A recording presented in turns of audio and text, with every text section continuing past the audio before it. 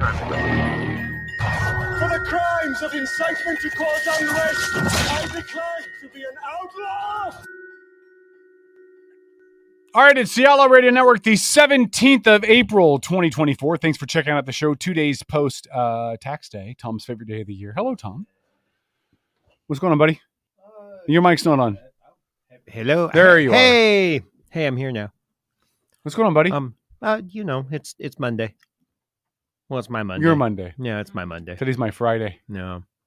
Today's my Friday. I know. Today's my Friday. I know. Because tomorrow, K-Dog's going on a jet plane. Don't know it. Actually, I do know when I'll be back. It'll be Monday, but I'm going to go spend 5 fabulous days and 4 fabulous nights. Don't get us a copyright tag. In Las Vegas. I'm going to be poolside with drinks in hand. I'm going to be wandering around the strip with a drink in hand. I'm going to be going gambling with a drink in hand. I'm going to go watch Cirque du Soleil shows with a drink in hand. I'm going to go tour the Hoover Dam. Not with a drink in your hand because you can't do that when you're off the strip. But I'm going to be on Fremont Street on Saturday night. We're going to zip line again on Saturday night. You're going to zip line over all the wonders and spectacularness. That 11 is stories up. 11 stories up. I'll be laying down like Superman, zip lining over thousands of people. Okay, my question. And one person half naked at least. If it's only one person, then Vegas is tamed since I was there last June. Okay, what's your question? What state will you be in for said ziplining? Sober or not sober? Probably sober-ish, because I don't want to have too many drinks in me, because I don't want to be the guy who throws up. 11 stories stories up. Oh, it's raining. No, it's not. That's vomit. Awesome. I just don't want to be that guy, dude. I would laugh if somebody did it and it didn't land on me. Do you know how viral that video would be, though? Yeah, but I don't want to do it. You'd become, the vomit bomber. The vomit bomber. That's awesome, man. Yeah. The vomit bomber. I'll be sure to wear my Outlaw Radio Network swag. Kevin, you could be internet famous, man. I'm already internet famous. Haven't you figured that out? No, we could really start a company, It's called We Can Make You Famous. Do you know what I'm most looking forward to about Vegas? Truth, honest to God, truth. No more freaking allergies, because my allergies are killing me right now. Oh, I know. And I'm going to get to Vegas and the allergies are going to magically go away, and I'm going to have 5 glorious days of dry sinuses and no blowing my nose. And smelling the things that are in Vegas. You know what, though? I love Vegas. With the exception but I've heard there's places that you don't want to smell. Yeah, but it can't be worse than downtown like Seattle. Circus. And he's got to deal with downtown Seattle once a week. Yeah. I do the downtown Seattle every Tuesday. And there's some smells there. Oh, listen, my trek to Seattle, we'll bring this local. My trek to Seattle is not bad. Honestly, I take the fast passenger ferry out of Southworth. I dock right downtown at the Coleman Dock. I walk about 5 blocks. Yeah, I know what building you walk to, and I know what you walk through. I don't walk through anything. That's what I'm talking about. I don't walk through anything. I normally walk up top through the ferry terminal building. I take the pedestrian overpass across. I wind up right there where the old Starbucks was and the Forge Bar used to be. And then I'm a kitty corner across the street from my work building. I don't see any homeless people. I don't see any poop on the sidewalk. There used to be people that sleep there. They don't sleep there anymore. Yeah. It really is. It's fine. I don't really. Now, if I went that pedestrian overpass used to be horrible for a long while. Yeah. 2nd and 3rd is where some of the questionable activities are. But I don't go to 2nd and 3rd. And I feel bad for the people that come into like King Street Station and then walk from King Street Station into town. Yeah. Nope. I wouldn't do it. Oh, the last time I walked onto the boat to head to downtown, man, the things I had to step over and around and through and between. Mm-hmm. Yeah. Hey, I have a topic to open with. You guys want to get into a topic? Or sure. Should we just shoot the breeze for the next 20 Either minutes? Or. We'll talk about my upcoming Vegas trip. By the way, if you are going to be in Vegas this weekend, let me know. I'm hoping, you know who I'm hoping to run into? Who? Chris Gergen, who we interviewed on the show a couple weeks ago. Jesse Young's political consultant. He was Lauren Culp's political consultant as well. Or whatever his title is. If he's not political consultant, I apologize. I'm just kind of speaking generally. But he lives in Vegas. And he'll be up here. He may already be up here. He's up here this week, but he's going to be back on Saturday in Vegas. So I'm hoping that him and I can get together, grab a drink, talk, catch up, swap Oh, that's stories. We need to Right. set you up with some mobile recording stuff. Well, here's the best part about this. Sounds. We need sounds. If I can meet up with Lauren Culp, I can write the entire Lauren Culp. If I can meet up with Chris Gergen, I can write the entire trip off of my taxes. Because it's business for the radio show. That's true. Wow. Business, True. Yeah. I am impressed. Salute Facts. to you. Hey, listen, Chris Gergen, let's make it happen. Look, I want to read this story. This is off of CNN, which again is biased news reported at its finest, but it's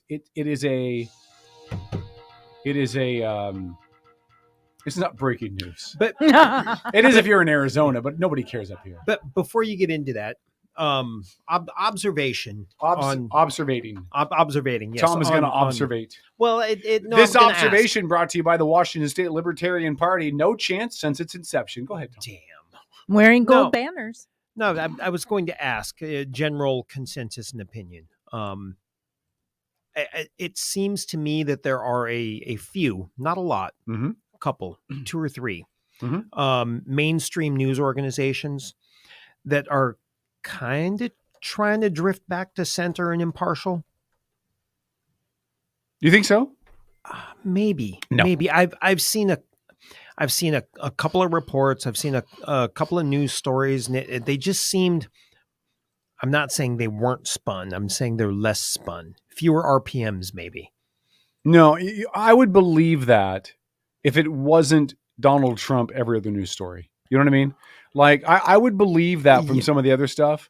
But on a local level, right, I don't think the local media can continue to be as tipped over left as they have been.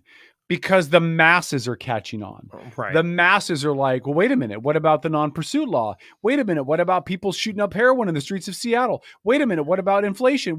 I think the local news stations have to start acknowledging that, but only because they don't want to lose the local viewership.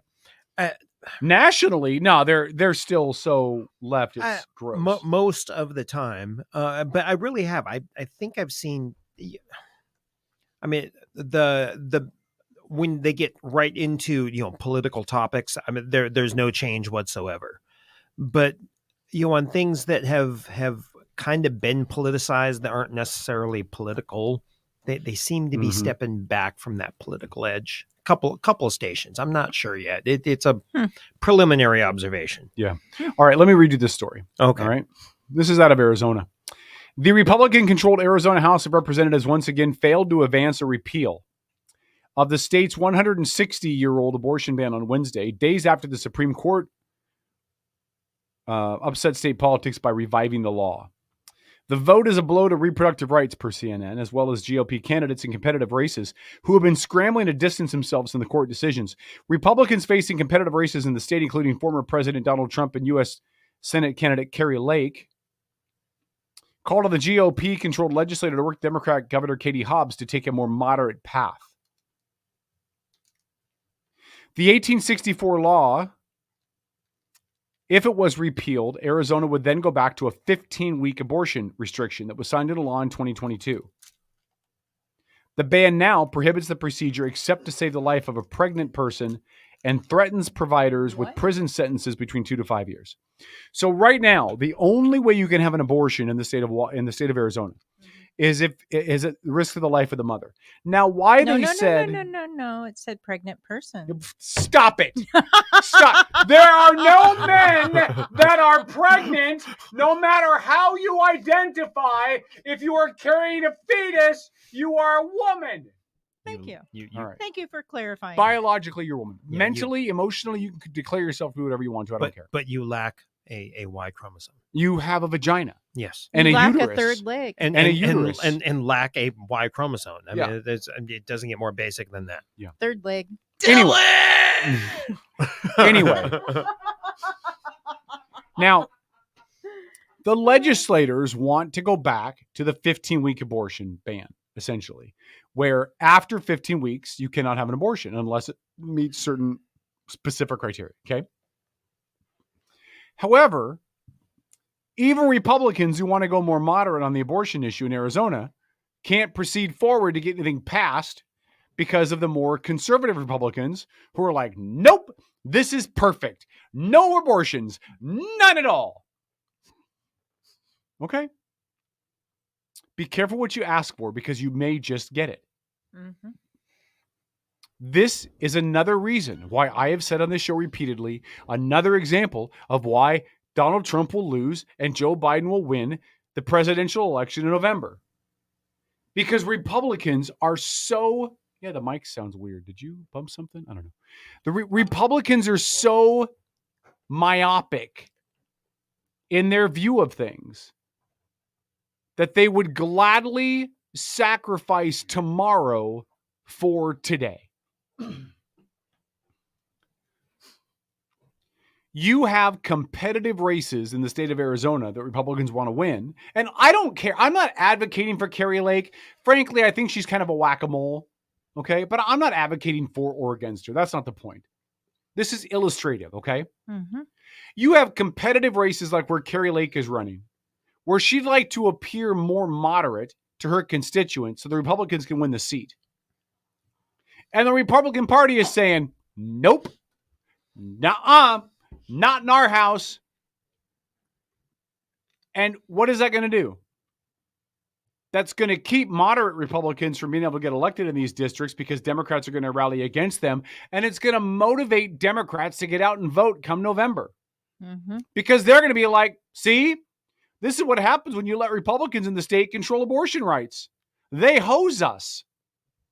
A woman who's raped or the victim of incest cannot have an abortion. We're supposed to have a 15-week ban. That's what was signed into law, but now we can't do that because Republicans, and it doesn't matter if it's true or not, although in this case it is. It doesn't matter if it's true or not. It's public perception. And Republicans, 5% at least, maybe 10, are going to stay home and not vote in November. Why? Because they don't like Trump. Because he is caustic and nauseating to some of them. And some of them will just stay home. Well, you can make the same argument about Biden. No. Yes, you can. The No. Hamas-Israel thing, there are plenty of Democrats that have said, nope, you should vote uncommitted. Democrats will do what they've always done, which is once they get to the convention, they will coalesce around their candidate and hold their noses if they have to. I don't know. Because Donald Trump is a bigger enemy to them than Biden is. Yeah. Maybe. If I'm Rashida Tlaib. This Israel-Hamas division seems different than most of the rest of the Democratic, the Democrat disagreements. Yeah, it should be, but it won't be. Because if I'm a Democrat, who is the bigger risk for me if I'm a Democrat? Joe Biden, who I don't agree with on that one issue, but I agree with on more of the other issues, or Donald Trump, who I completely disagree with on that issue and disagree with on a whole bunch of other issues. They will do what they did in 2020, which is before the convention and before it was decided, there was a lot of upheaval in the Democratic Party. Joe Biden is not progressive enough. Joe Biden is an old white man. Joe Biden is not what we want. Joe Biden does not represent our values and our progressive future. And the minute he got nominated, Democrats were like, okay, that's who we've got. So we're going to vote with who we've got. And we hate Donald Trump so bad that we're going to hold our nose and vote for Biden. And it doesn't matter that Biden looks like an Alzheimer's patient who's wandered away from the nursing home. He is still a better option for Democrats than Donald Trump will ever be. Mm-hmm. Now you're making an argument for RFK. No, I'm not. You no, are. I'm not because he's a known name. Known by whom? He's part of the Kennedy family. Democrats are going to see a vote for Biden is a vote against Trump. Mm-hmm. A vote for anybody but Biden is a vote for Trump because not enough people will vote for RFK to give him the presidency, and it will splinter the vote. I'm hoping that the average voter is going to vote with some common sense. Well, now were you smoking weed before the show tonight? Yeah, possibly. Common sense. Common sense. if we put Joe Biden back in office, he's going to be 86 if he makes it to the end of his term. Whoa. You know something? I'm 86. Teasing. I know, I'm teasing. Yeah. I mean, the stress of the presidency. I'm surprised he's made it this far. Rum raisin and plenty of rum raisin ice cream. Listen, Democrats don't care if he makes it to the end of the term. No. They want him to make it to January 20th. I don't care what the Democrats think. I don't care what the Republicans think. I'm thinking of we the people, and I'm hoping that we the people will vote with some common sense and not some political nonsense. Who was more noodle-roni when they ran for office, Al Gore or Biden? Al Gore, because Biden still had his gaffes, which made it interesting to watch. Al Gore was like watching paint dry. Yeah. And awkward. Al Gore was like watching paint dry.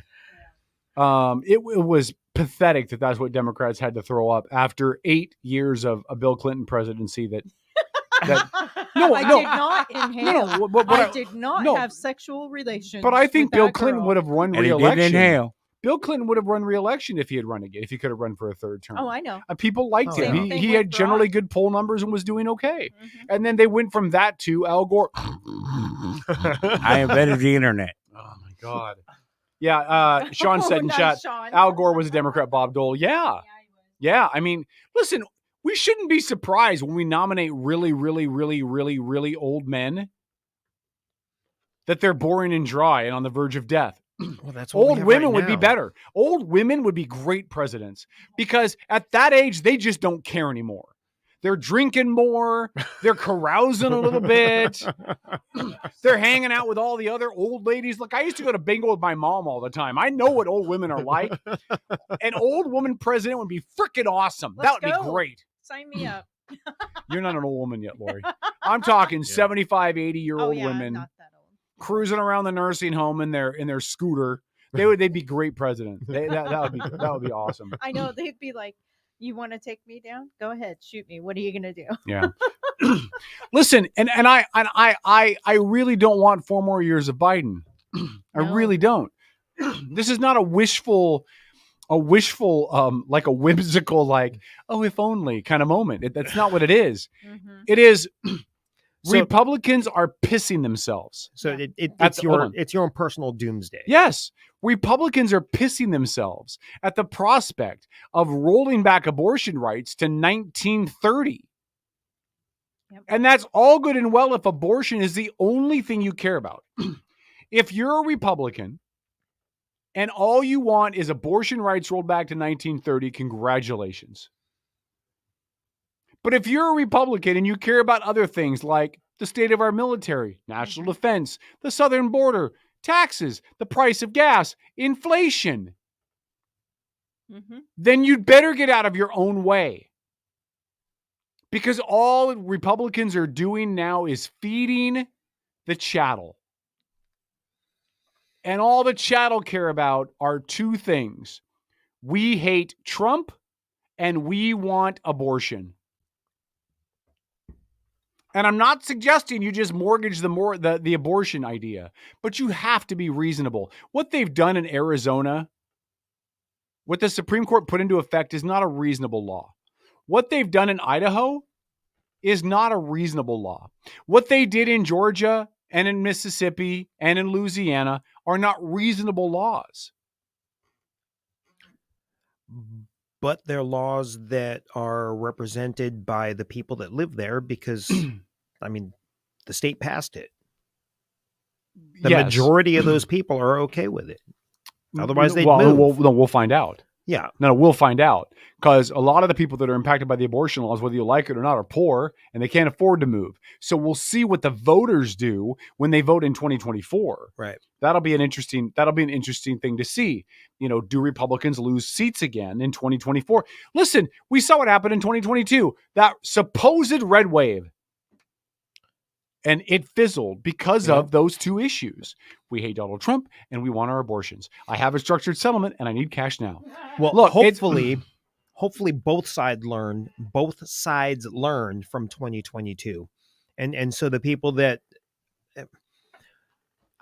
I would just like to see some balanced voting. right? Mhm. I mean, both sides equally represented by the voters, because I know I'm not going to get my way anytime soon. But as long as the extremes of the left and the extremes of the right cancel each other out, we usually do okay. Yes. What I hope for is Reichert wins the governor's office in Washington so that we have a Republican governor with line item veto ability that can start to deal with some of this stuff out of the Democrats. But I also hope Democrats don't get supermajority. This isn't anti-Democrats. I want some balance. We have no balance. Hold on, we'll go to break. Check your comments in chat during the Facebook side of this. If you're on AM, enjoy the commercials and patronize our sponsors. I need a paycheck. Outlaw Radio.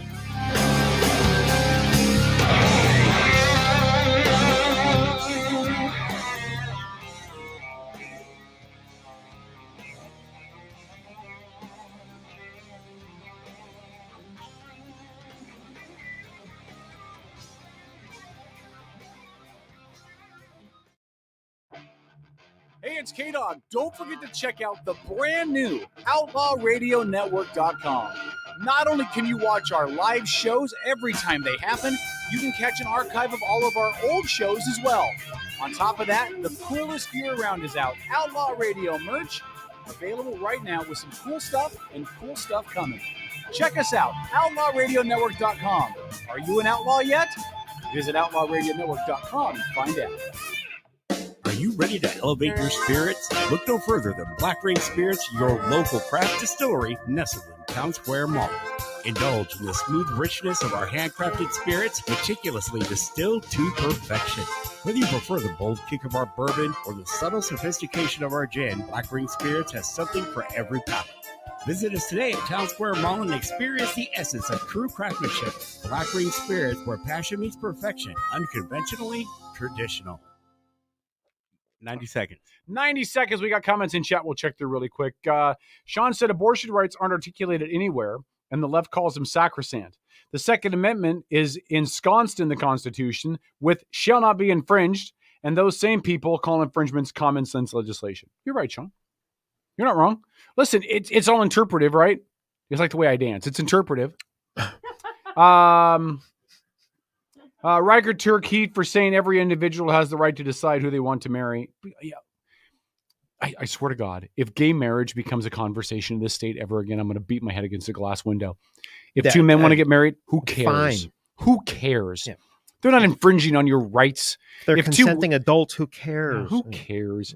Corey said people are going to be voting this election with their empty bank accounts. I'm ignoring the typo. Look, it's I hope you're right, Corey. I just don't think so. I think Democrats are so riled up and pissed off 60 seconds. that they're gonna motivate themselves to vote. And I don't see Democrats crossing the aisle to vote for Trump. That's why I say RFK is going to be interesting to watch, because I agree with Corey. I think people are going to vote with common sense, or their empty bank accounts, however you want to put it. I wish you were right. No, I do. I wish you were right. And I hope that on election night, when we do our live election coverage right here on Mega Talk, I hope that we don't have to worry about saying Biden won re-election. But I believe we're going to, because this is mobilizing people. Like the Vietnam War mobilized people to get out and vote. Coming back. Outlaw Radio. Network.com. Stop it!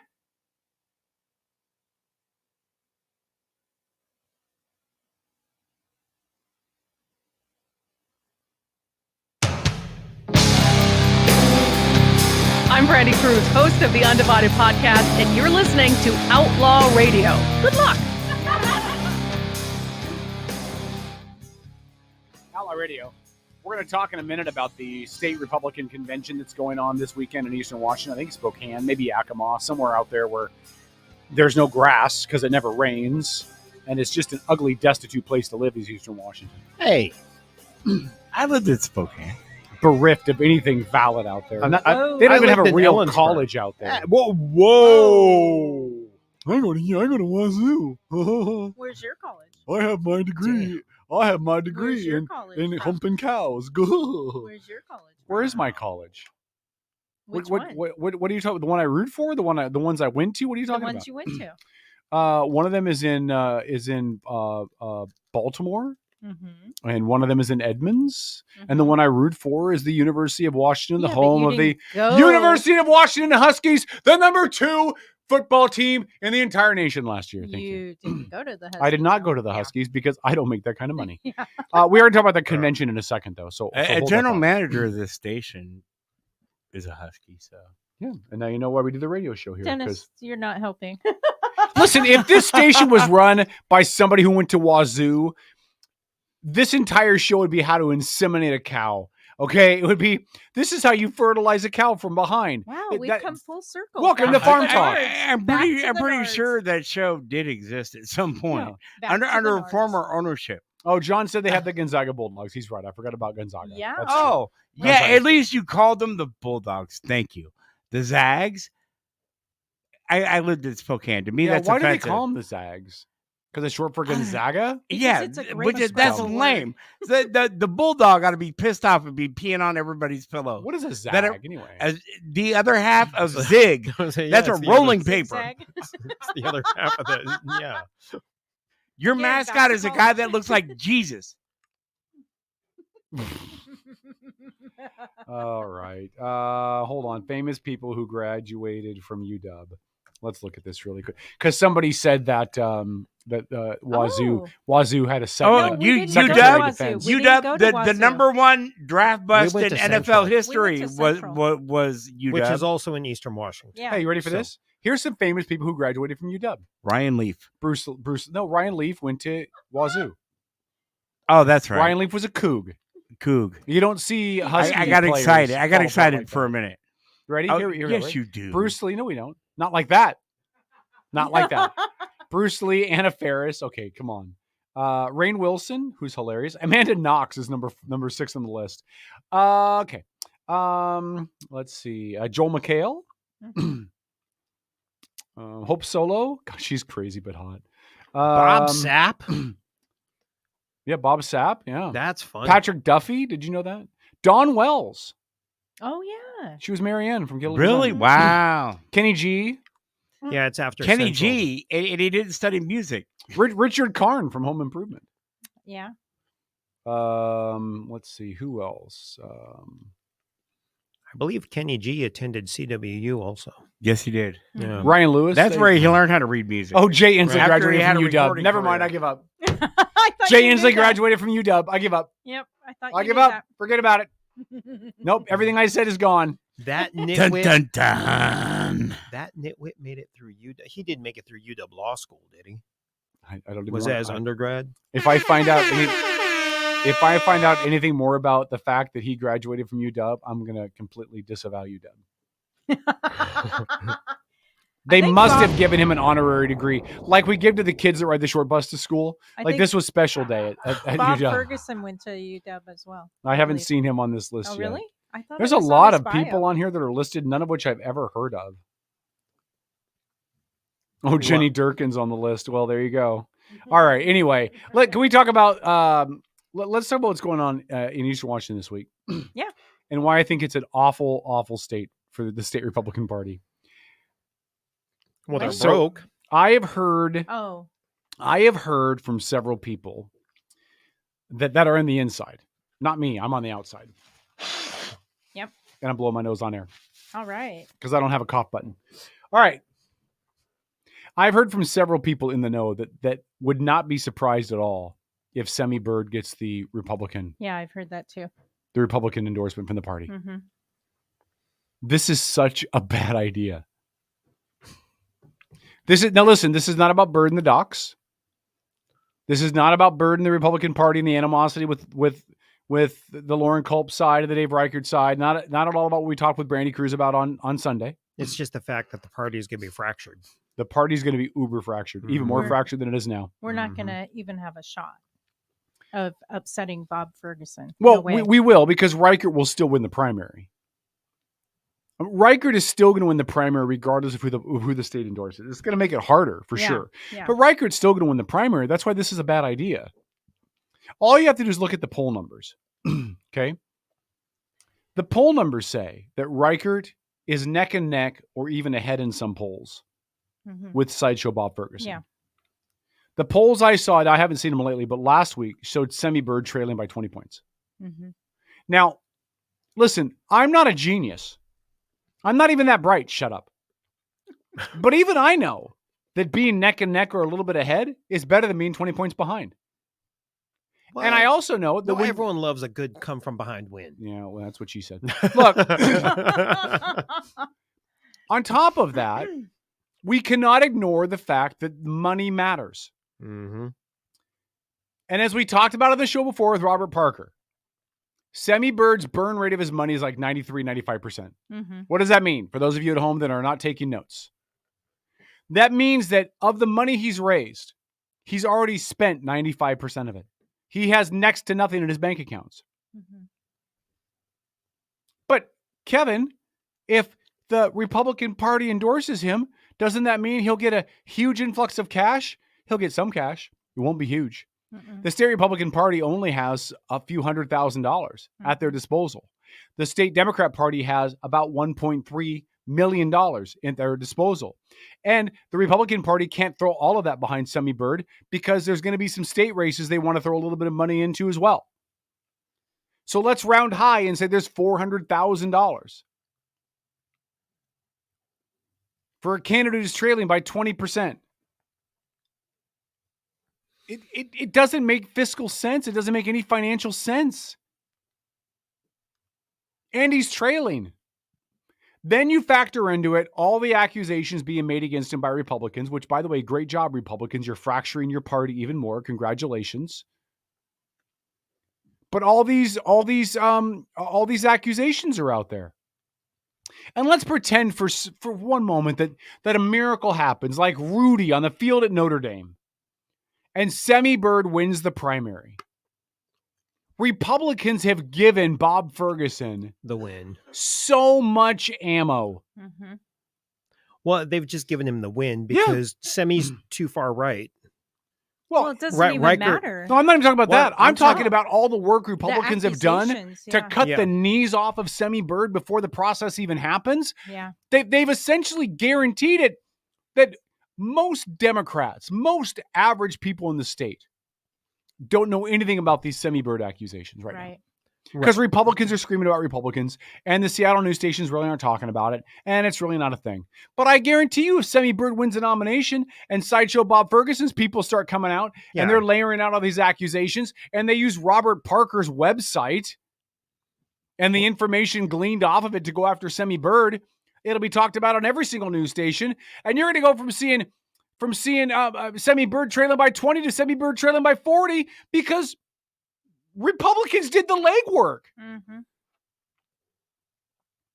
Like, this is another example of be careful what you wish for, because you just might get it. Thing is, even if there was no whatever, the document, even if there was none of that, Mhm. Semi is too far right to get the average Washingtonian to cross the aisle and vote. Lauren Kolb.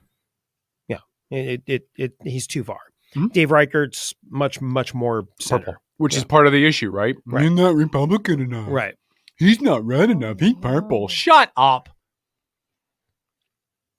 What are you making faces about? Are people being mean to me in chat? No. Oh, okay. John Walker said Cairo Radio accidentally called Semi Sue Bird today. No. Idiots. Wow.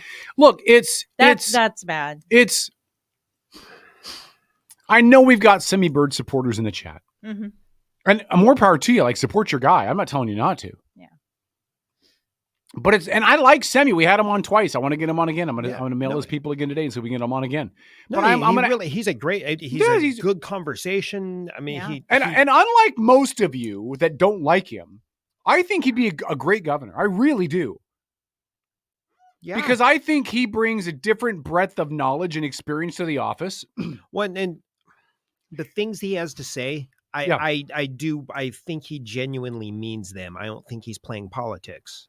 I think he genuinely wants to be a good civil servant. Yeah, I do too. And all the stuff in his past, all the accusations, I'm not even diving into those. No. I'm not. How long ago were they? Yeah, I have no Wow. idea. I haven't dug into him Look, either. A photo surfaced of me vomiting in a toilet on my birthday from July. This past And I'm July? not worried about it. Yeah. Why should Semi be worried about accusations or issues that happened 20 years ago or whatever it is? People change and they grow up. Mhm.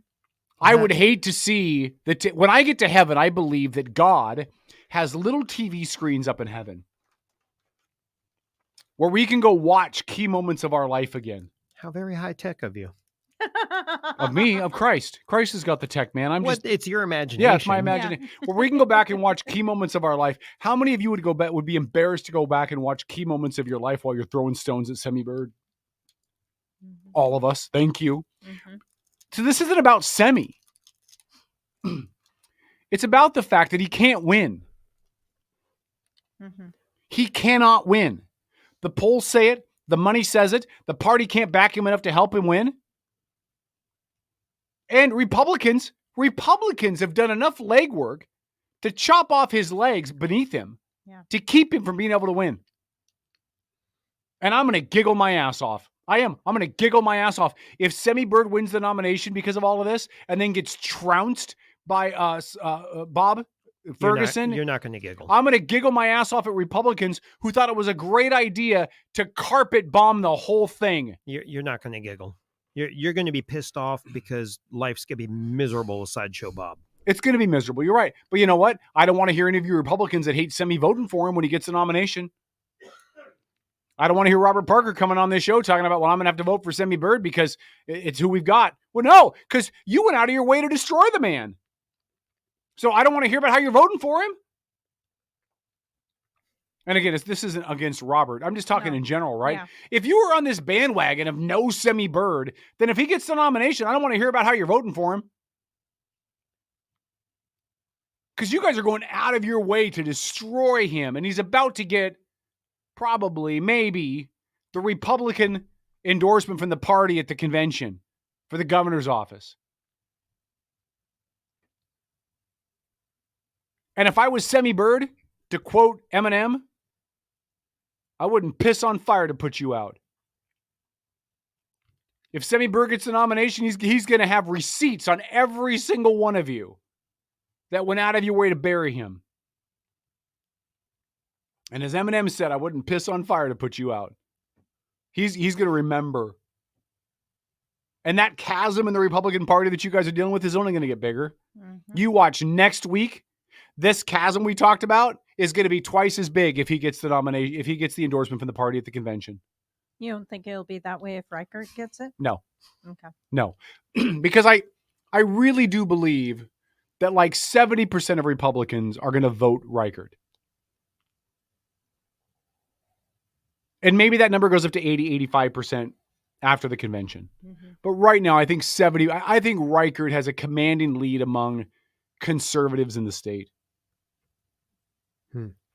So I think if he got the nomination, it'd be second verse, same as the first. You'd still have the Semi Bird group that feels like they've been pooped on, that feels like they've been attacked, that feels like their guy has been unfairly targeted, and that they really believe he's the. But that contingent is not going to change. Semi gets it, you're still going to have 30% that feel like they've been targeted and beat up on, and then you're going to have 50 to 70%, they're going to be like, wait a minute, most of us want Reichert, and you guys endorse the other guy? How the F does that work? What are you guys going to do? It's a bad idea. All the way around. That this kind of behavior would explain why the Republican Party hasn't been in the governor's mansion in 40 years. Partly. I mean... Look, in the last 40 years, can you think of any Republican candidates? Any? Because I can't. That inspired you to want them into office? Like, that really motivated people to want to do something? Because I can't think of one. Lauren Culp certainly didn't do it. He rallied 600 people to show up at his rallies, and half of them traveled city to city with him. So he didn't rally the general electorate. Dave Reichert is the closest thing you've got, the closest thing you've had in 40 years to get anybody from across the aisle to merge over with you because he's purple. He's the closest thing you have. Yeah. And you guys are going to napalm your chances in November because of this bitter infighting crap. And I am going to laugh. I am going to giggle my ass off. You know why? When I was in high school, I got in a car accident. Wasn't bad. We got hit. We pulled. I wasn't driving. Pulled out of the intersection. Geo Metro hit us in the back quarter panel. Geo Metro totaled. This car was a boat car. We were. Totally I used to have fine. one of those. Yeah. I got out of the car. She was the driver of the Geo Metro. She was freaking out, crying. She had her daughter in a car seat in the back seat. She was all freaked out and worried. Baby was fine. Everybody was fine. Okay, good. I could not stop laughing. Oh, because it's how I deal with stress it's response. how I dealt with the stress response. And I'm going to have a stress response if I find out I got 4 years of Bob Ferguson in the governor's mansion. But I'm going to say I told you so. Yeah. I am sick and tired of reading Republicans every 2 to 4 years saying, we got it this year. We got a plan. We're going to put it all together. We're going to take the White House. We're going to take the Senate. We're going to take the House of Representatives. We're going to take the governor's office. We're going to get some seats in the House of the Representatives. We're going to get some seats in the state Senate. And it never happens, ever. The red wave. Because you guys can't get out of your own way. And y'all are going to burn it to the ground. And when Bob Ferguson gets the governor's office, because I'm beginning to believe he's going to, even Brandy said the same thing when we talked to her on Sunday. Mm-hmm. She thinks Riker's got a really good shot. But the impression I got from her, unless you guys heard something different, was that she still thinks that Ferguson is kind of the odds-on favorite. If Ferguson goes in there, hopeful. Yeah.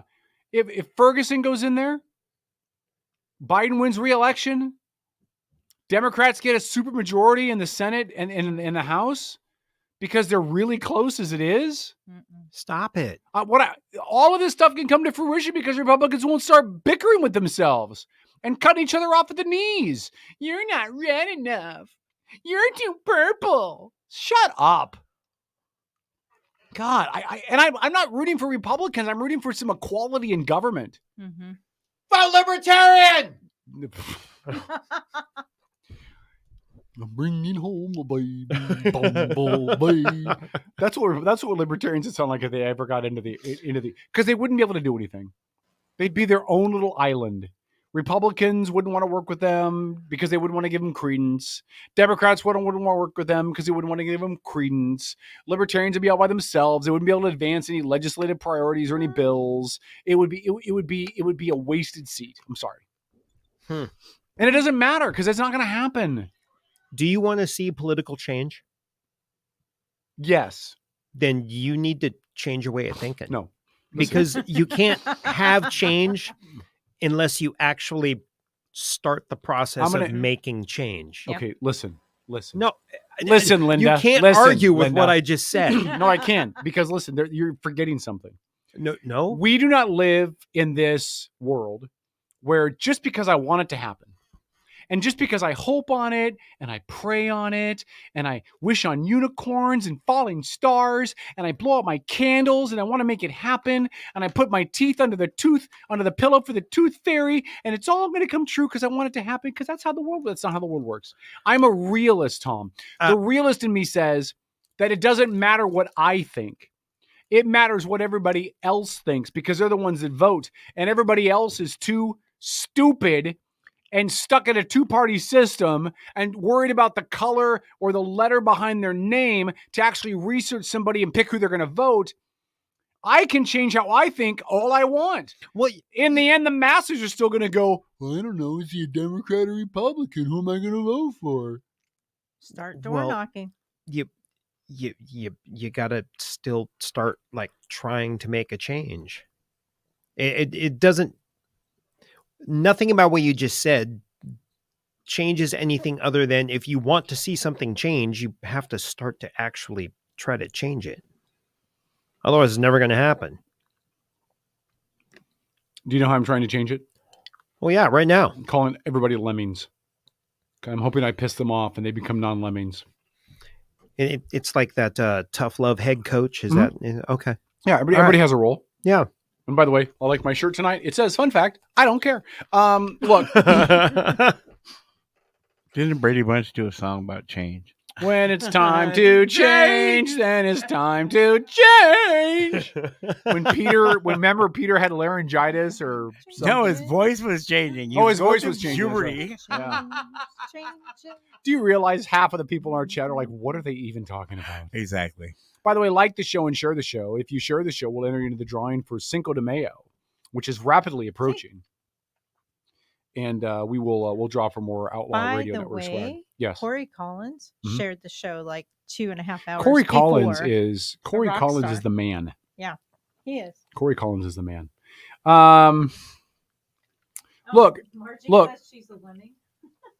She's a lemming. Well, listen, if all you care about is what the letter is next to somebody's name, you're a lemming. I don't care if you're a Democrat or Republican. You're stupid. Literally, if you're looking at who am I going to vote for governor? Well, who's the Republican? Okay, well, you're dumb. Mm-hmm. What do they stand for? What are they operating with? What do they want to do? What are they hoping to do? Bob Ferguson is a turd. Turd Ferguson. Yep. Another turd Ferguson. Another turd Ferguson. Hey, by the way, Yeah. GOP convention this weekend. What would be the best possible outcome for both candidates? A negotiated truce. Okay. Semi-Bird steps down, Mm-hmm. endorses Reichert for the office, Mm-hmm. merges their teams together, and then Semi has a spot in Reichert's cabinet or lieutenant governor. Well, no, that's an office you have to run for. Yeah. So he could be appointed at some level to help or whatever, and then Reichert could groom him to take over because Reichert's not going to be in that seat forever. No. Reichert's an old man. Yep. He might have 1 or 2 terms in him, and he's going to have to hand it off to somebody. So why not mea culpa, have a meeting of the minds, Semi-Bird announces before the convention, like on Friday. Friday at 9 a.m. he holds a press conference. This is best case scenario. Friday at 9 a.m. he has a press conference. He says, I'm stepping down. I believe that Dave Reichert has the best chance to defeat Bob Ferguson, and I believe that's what our state needs right now is anybody but Bob. I'm endorsing him. I would like my ground teams to support him. I would like my supporters to support him. And let's work together to put Dave Reichert into the governor's office. Mm-hmm. That would be the best case scenario. Now, what are the odds of that happening? Less than 5%. Mm-hmm. Oh. Less than 5%. 2. Yeah. But I think that would be a really great way for Semi to get the recognition he needs. I mean, that's his biggest thing is he's been out there really campaigning hard for 12, 18 months. Yeah, he announced way before anybody else did, and most people still don't know his name. Yeah, and if he were to be appointed, I don't know, DSHS, DCYF, I really could see him making an impact in one of those departments, and then I'd put him in charge of the ferry system, but that's okay. I'm there too. I'm kidding. I'm not. Yeah. Why? Department of Transportation? Yeah, I think he's fix got this mess. Yeah, he's got some great organizational skills, ideas, management, and then he would get that recognition throughout the papers and TV and everything. So he's ready to go in 4 years because Reichert only wants 1 term, from what I'm hearing. Let me read. So Gina said, "What is Reichert's constitutional congressional voting record?" It's awful. It really is. It's awful. But that's not my point. My point is, you either want Bob Ferguson to win the governor's office, or you don't. Mm-hmm. And there is kind of a difference between being in the executive branch of the state government versus the legislative branch of the federal. I mean, it's apples and oranges, 2 different skill sets. Mm-hmm. So his voting record shouldn't necessarily disqualify him from, probably being a pretty good governor. Yeah. For me, listen, I'd vote for my ex-wife in the governor's office before I voted for Bob Ferguson. That's saying a lot. I would vote for a dead person before I voted for Bob Ferguson. I would vote for Michelle Caldier before I voted for Bob Ferguson in the governor's office. True story. That guy will be the absolute detriment to this state. Oh, I can't agree more. Now, if you guys that are Semi supporters don't want to back him, like, again, more power to you, right? I mean, stick to your guns. I love your integrity and your commitment and the fact that you're not wavering. Like, I think that's awesome. I think we need more people like that. If you believe in somebody that bad, don't bow down and don't step out. But the end result is, at some point, you have to realize Semi has no chance. And your integrity, while it's great, is going to come back to bite you. Yeah, you think gas is expensive now. Listen, it's like staying married to somebody that has a gambling problem. Mm-hmm. And you love them and you're going to go through it all and you're going to work it out. But every time you get back together, they spend all the money out of the account and you can't pay the rent and you're out of food money and the kids are, and so then you kick them out and you fight, but you love them. So you're not going to give up. And eventually you give back in again, you let it come back. And then what happens is spend all the money out of your bank account again and you're hosed because they had a gambling problem. They won't get help. Semi Bird's candidacy is that you are investing your time in something that's not going to get you anywhere. And in the end, you're just going to have an empty bank account and nothing to show for it. And Bob Ferguson taxing the crap out of you. I am more concerned with the Republican in the governor's office than I am about which Republican it is. Mm-hmm. Because if Bob Ferguson wins the governor's office, and if Democrats get supermajority, yeah, which is a strong likelihood. It's strong possibility. Yeah. We are effed. We are Yeah. totally because there screwed. won't be any counterbalance. Nope. And the easiest counterbalance to get right now is to put a Republican in the governor's office. Mm-hmm. Veto. Well, it's the easiest counterbalance, and probably the best too, because of line item veto. Yep. Right. So why can't we just get behind Reichert when we accept the fact that he has the most money, he has the most name recognition, he has the most support? Semi Bird gets a position in the cabinet, and in 4 years or 8 years, Dave Reichert is done. He's not a spring chicken. It's time to call it a career in politics and retire back home wherever he came from with his wife and his dog or whatever he does. And he hands it off to Semi Bird. They pass the baton. Yep. And by that point, you've got 4 or 8 years of good fiscal growth and great state economy and everything. And then Reichert could say, and Semi, help me do this. And then Semi's the guy. Yep. Oh, the state could straighten out. Imagine that. We'll get to some of your comments in Facebook chat. Outlaw Radio, top of the hour news is next for those of you on AM. The sky is falling! The sky is falling!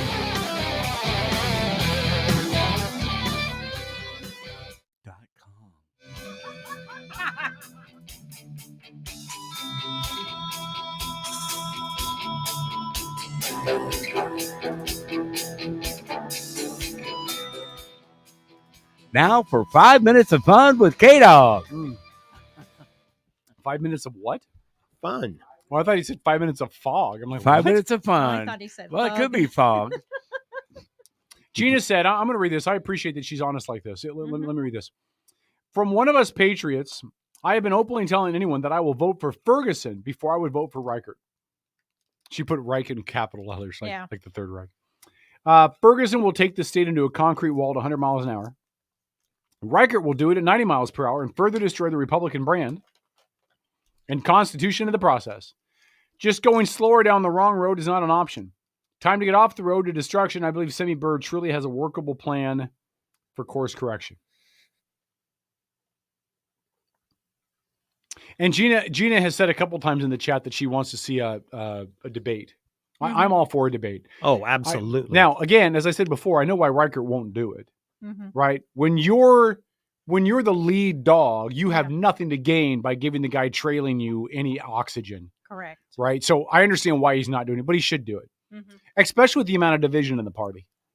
Now, the problem is Semi Bird's a really good talker. Like, he's a really good communicator. Oh, yeah. Yep. He will bury Reichert. Yep. So he'll bury Reichert in a debate.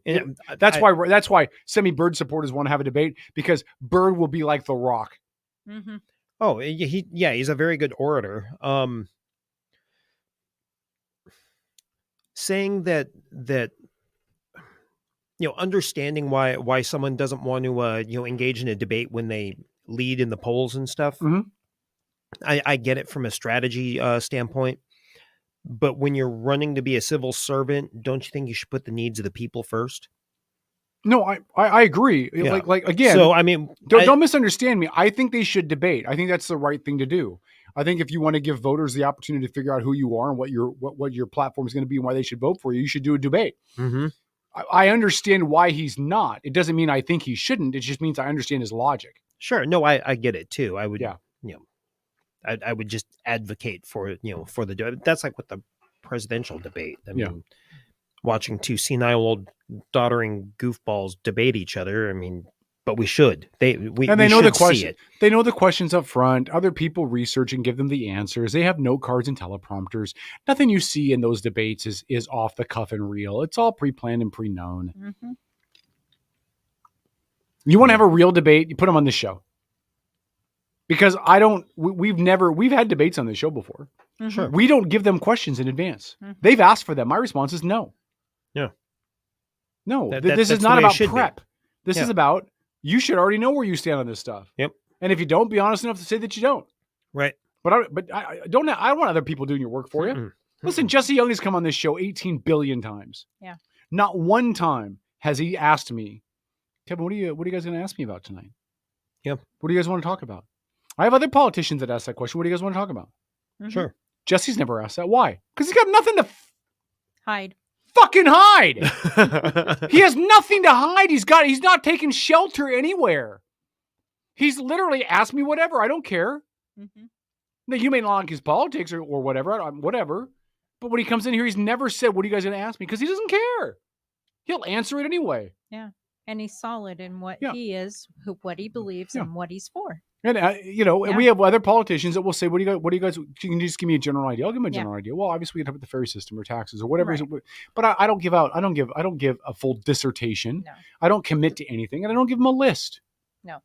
Emily Randall asked us for a list before she came on. Mm-hmm. And I said, we don't do lists. And she still agreed to come on, although she reduced her segment to about 25 minutes. Right. But, we don't. If you need a list, man, you're in the wrong business. Mm-hmm. You should know where you stand. Semi Bird never asked, can I get a list? No. A lot of people do, though. A lot of people ask, and I've never given a list. A lot of outlet networks will do that. Yep, I won't. And maybe that's why I'm not big time. Fine. I don't believe in giving them time to have their people prep stuff. Mm-hmm. Because when you give them the list in advance, 30 seconds. When you give them the list in advance, you're not getting their thoughts. You're not getting who they really are. You're getting what somebody else helped them prep to give. Mm-hmm. I don't want that. I want to know who the candidates really are. Yeah. I think that's why Michelle Calder won't come on the show. She doesn't have anybody to prep her answers for anymore. That's what I think. 10. Outlaw Radio. Network.com. Anybody but Calder. Now I know my ABCs.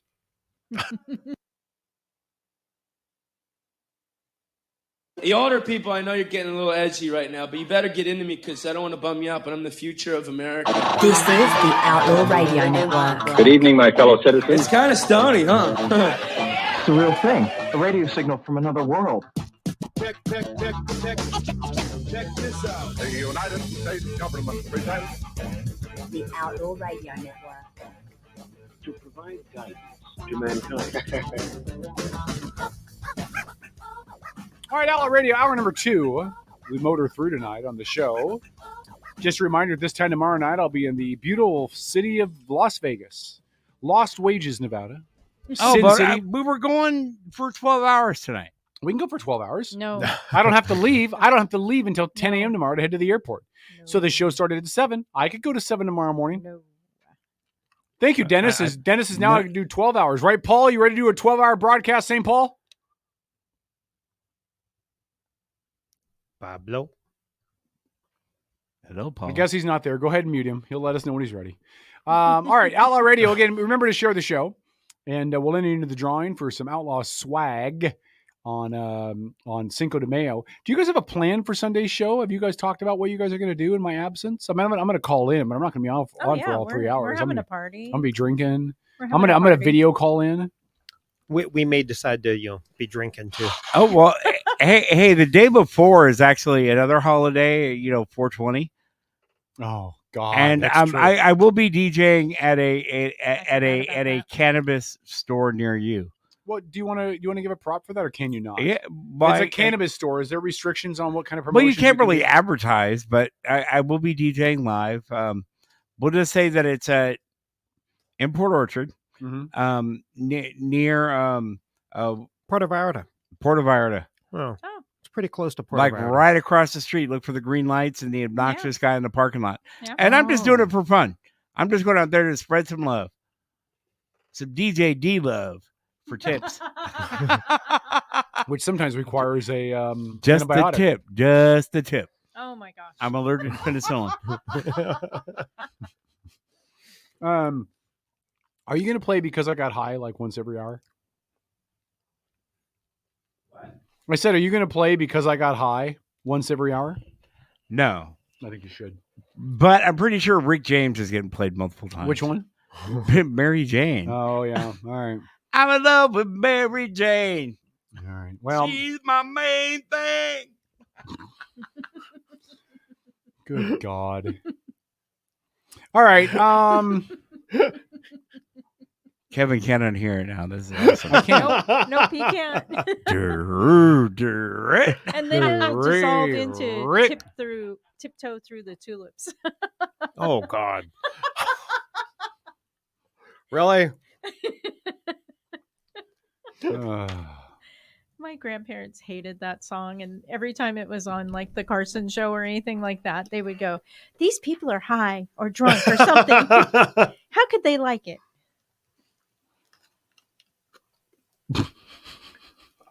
Oh wow! Did you see that in the chat? What? No, I was about to segue into another just quick conversation. What's in the chat? Oh, a previous conversation. Tommy Chong will be at the Emerald Queen Casino on April 20th. He will. I don't know how they got him. Yeah, I wish I could go. That's funny.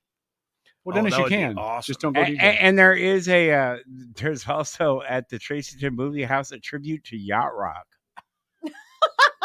that night on the 20th. Really? Yeah, on Saturday. I don't get the connection there. I mean, of Yacht Rock and weed. I would think. Dude, go smoke a joint and let me put it on a playlist. We did that last night. That's Yacht Rock 1. Yeah, that's true. Baby, come back. Yeah. No, we did go down a really cool Yacht Rock rabbit hole last night. Yeah, and it was very refreshing. So let me read this to you. Wait. So yes. SNL, the box, blank in a box, is that considered Yacht Rock? No. Okay. No. Oh, speaking of Saturday Yacht Rock, and I'm on a boat is not Yacht Rock. Yeah, Yacht Rock is like Christopher Cross. Yeah. And, yes. Really? The Doobie Brothers. Yeah. If you like pina coladas, that would be in the Yacht Rock category. Okay. Yeah, and the fact that anybody even puts the word rock with that music just makes Yacht Rock it used to be listed as adult contemporary. Oh, got it. Yeah. Or 70s soft rock. Yeah. Oh. Yacht Rock. Yes. Speaking of Saturday Night Live, did you see the SNL skit with the Beavis and Butthead? No, I did not. Oh, I shared it in our chat. You did? Yes. Oh, it made the news cycle. None of the people could keep a serious face. Yeah, it was like watching a Carol Burnett show. Oh yeah. Oh, it was great. It made the news out. Cycle because the cast couldn't stay in character. Face, it was great. Oh, that's awesome. I'll have to check it out. All right, let's bring Paul in. I think he's ready to go. Let's bring Paul in. Okay. I guess Paul waited for a while and we never brought him in, so he didn't know. And then hello, Paul. Pablo? Pablo? No, he's added. Oh, he's not. Oh, that's the problem. Okay, hold on. Bring him in. There he is. Hello, Paul. That's better. Yes. Hi. I'm an idiot. No, you're not. It's fine, dude. No worries. Hey, Paul, no worries. Paul, let me read you a quote that Joe Biden said today. Yeah.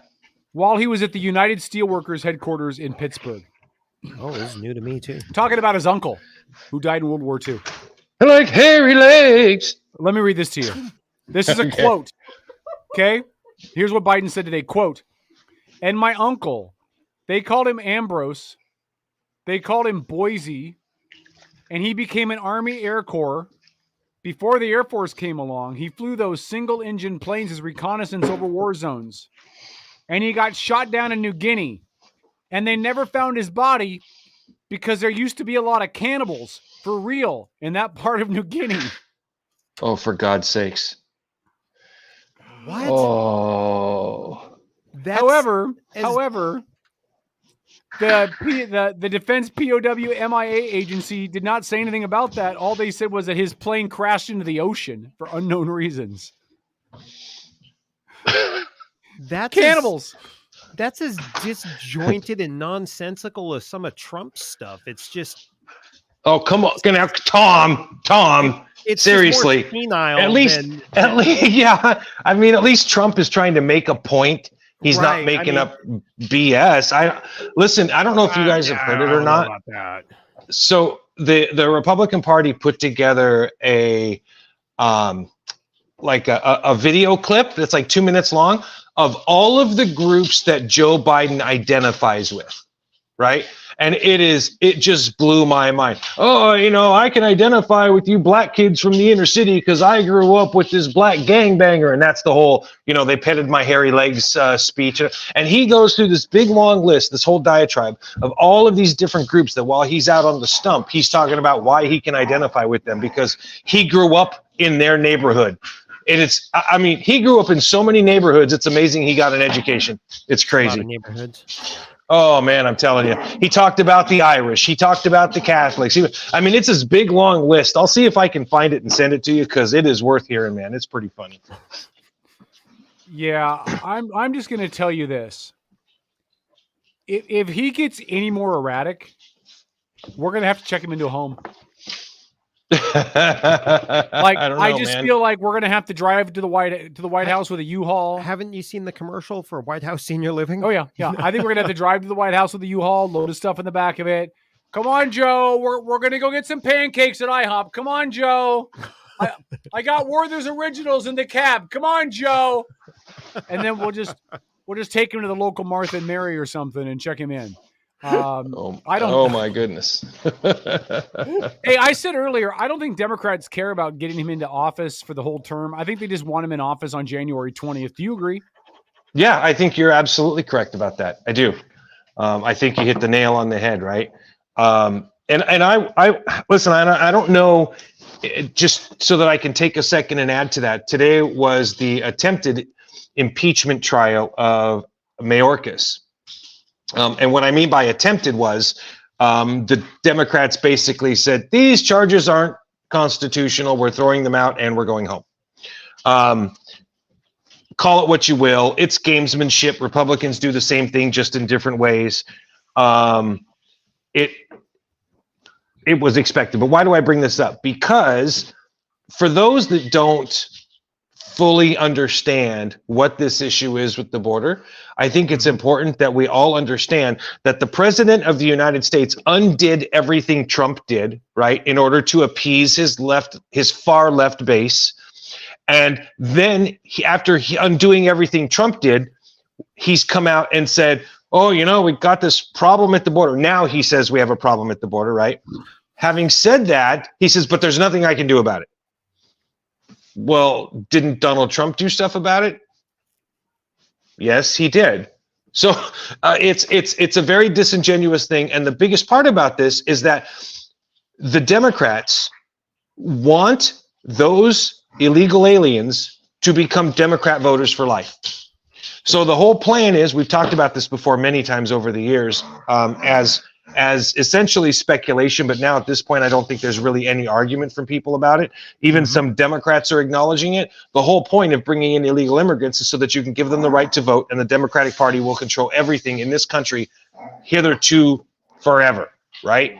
What is making that noise behind you? Is that a dog or is that a cow? No, there's two of the dogs are just playing. Okay. But you're right. It did sound like a cow. Yeah. Anyway, I was going to say, there's a cow there. Is my ex-wife? I'm sorry. Go ahead. Right. Oh. Well, to the point that you made when Brandy was on, and to tie this all together, we've seen in Washington State and we've seen in California what happens when you have one party controlling everything for a great length of time. Right. Yeah. Absolutely. Every other state has its degrees of, a little bit here, a little bit there, Democrats for a while, Republicans for a while. It has its ebbs and flows and goes back and forth. In Washington State, there is no Like she said, the last 8 election cycles have been completely controlled by Democrats in Washington state. Yeah. Now, you can say Democrats have controlled Washington since 88, but to be more specific, yes, the last 8 election cycles, so that's 16 years for those of you that do math. Democrats have controlled. Yeah. And listen, we're seeing illegal immigrants being welcomed into this state left and right.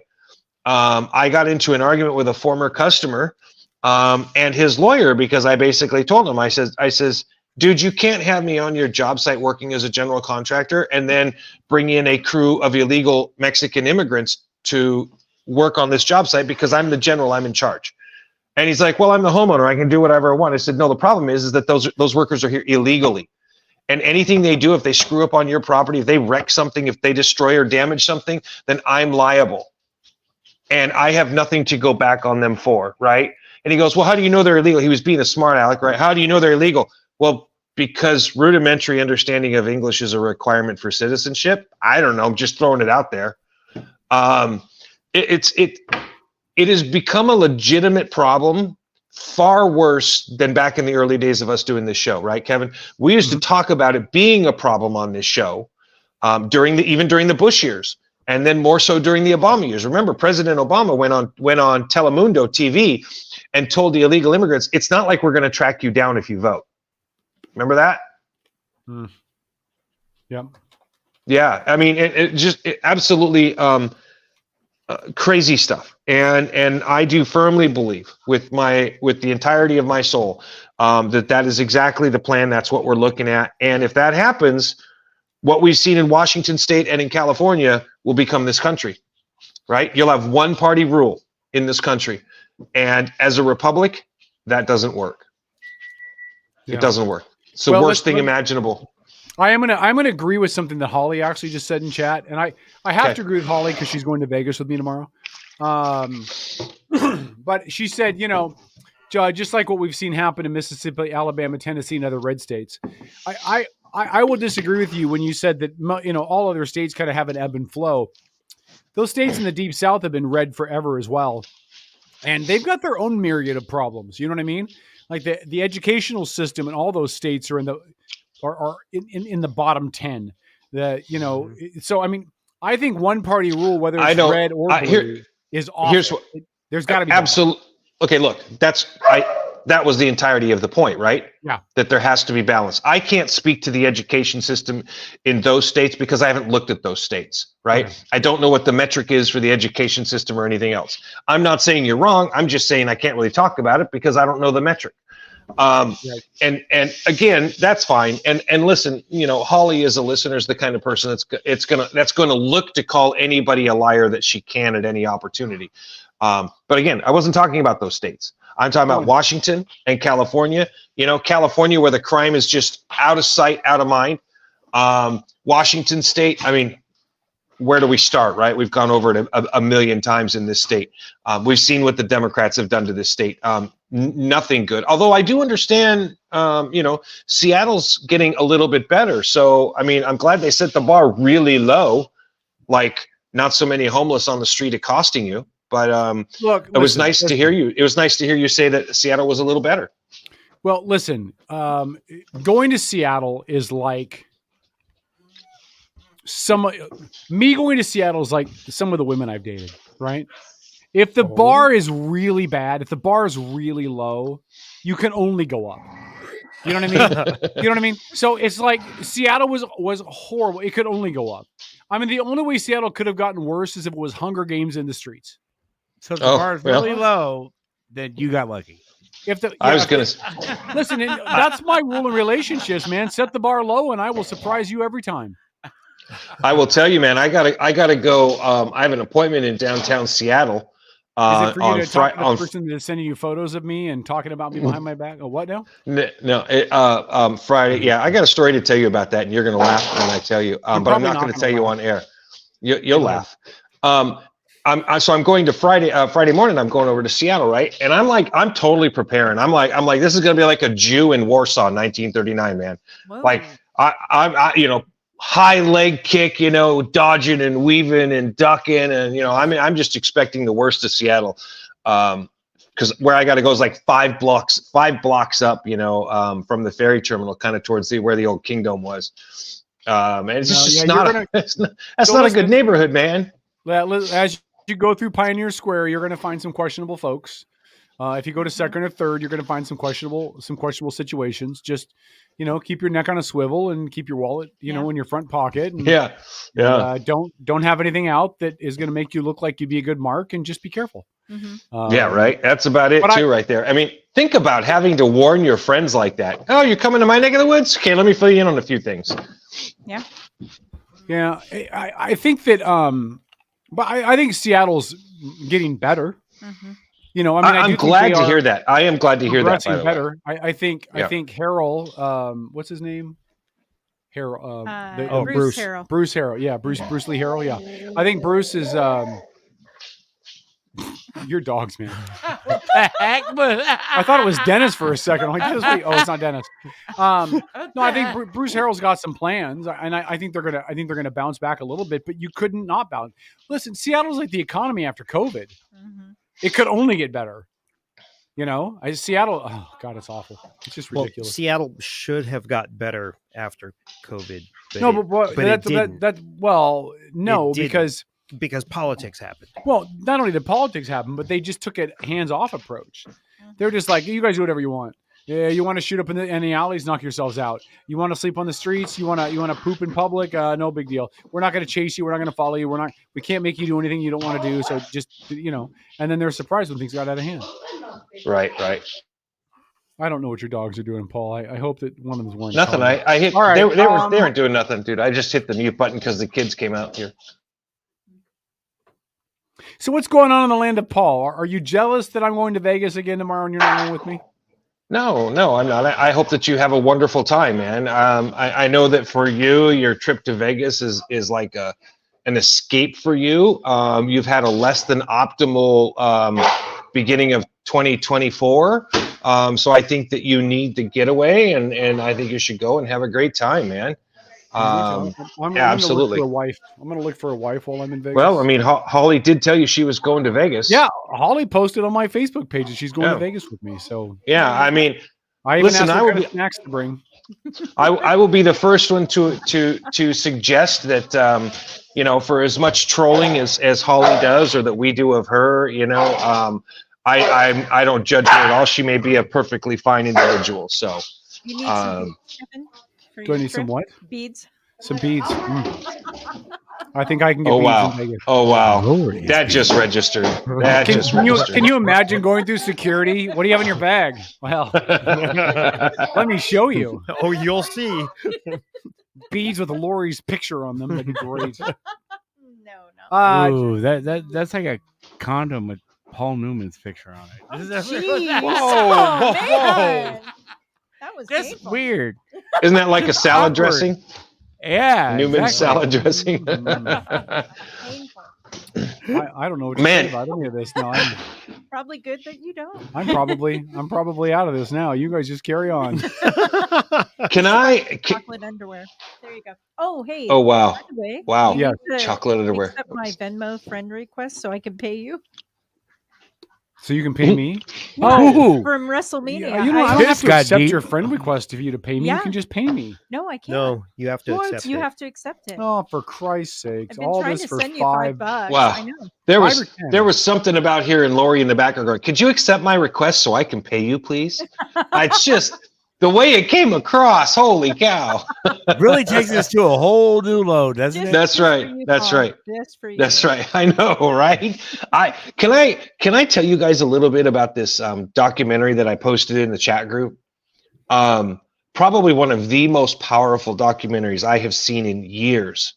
And I don't know if anybody had a chance to watch any of it or not. So not yet. It's so what got me on it was these two African American professors that do a show together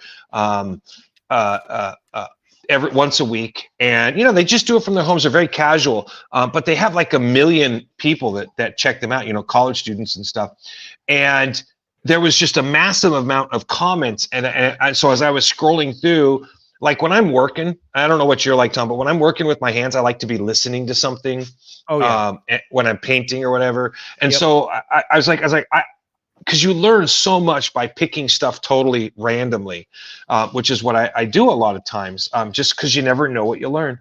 I'll grab a topic or a lecture or something and just let it go, and then let YouTube go from one to the next. Yeah, you never know what you're going to get.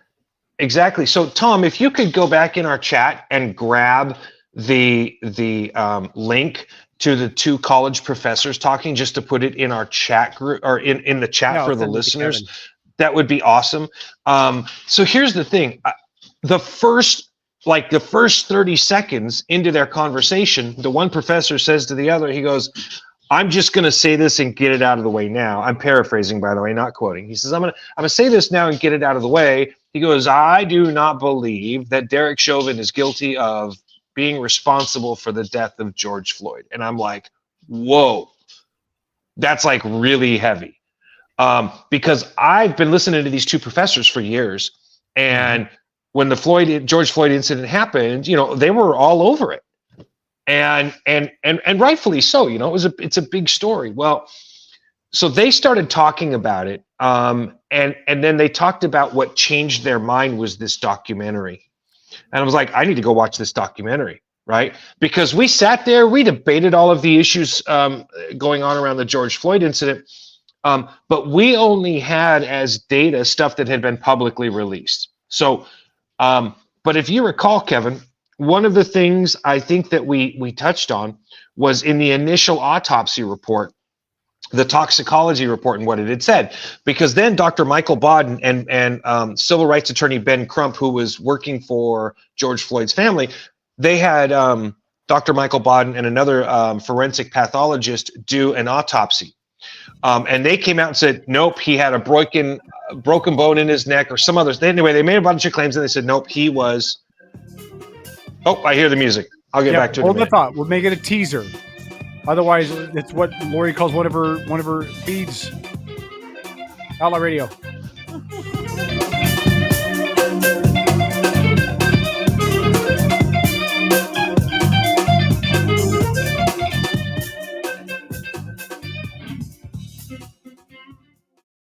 Admin a la carte are specialized local experts committed to helping you run your small business. From general admin and sales support to marketing, digital media and technology to real estate and compliance, Admin a la carte's only goal is to take your business to the next level.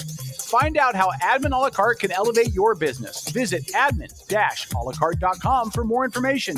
That's admin-alacarte.com. Admin a la carte. Your business doesn't fit into a box. Why should you have to? Hey, it's K-Dog here. Don't forget to check out our brand new website, outlawradionetwork.com. Not only can you catch live streaming of our live shows, you can catch an archive of all of our older shows. On top of that, the coolest merch on the web. Outlaw Radio gear is available with some great stuff now and more stuff to come. Only available at outlawradionetwork.com. Get outlawed on outlawradionetwork.com. Are you ready to elevate your spirits? Look no further than Black Rain Spirits, your local craft distillery nestled in Town Square Mall. Indulge in the smooth richness of our handcrafted spirits, meticulously distilled to perfection. Whether you prefer the bold kick of our bourbon or the subtle sophistication of our gin, Black Rain Spirits has something for every palate. Visit us today at Town Square Mall and experience the essence of true craftsmanship. Black Rain Spirits, where passion meets perfection, unconventionally traditional.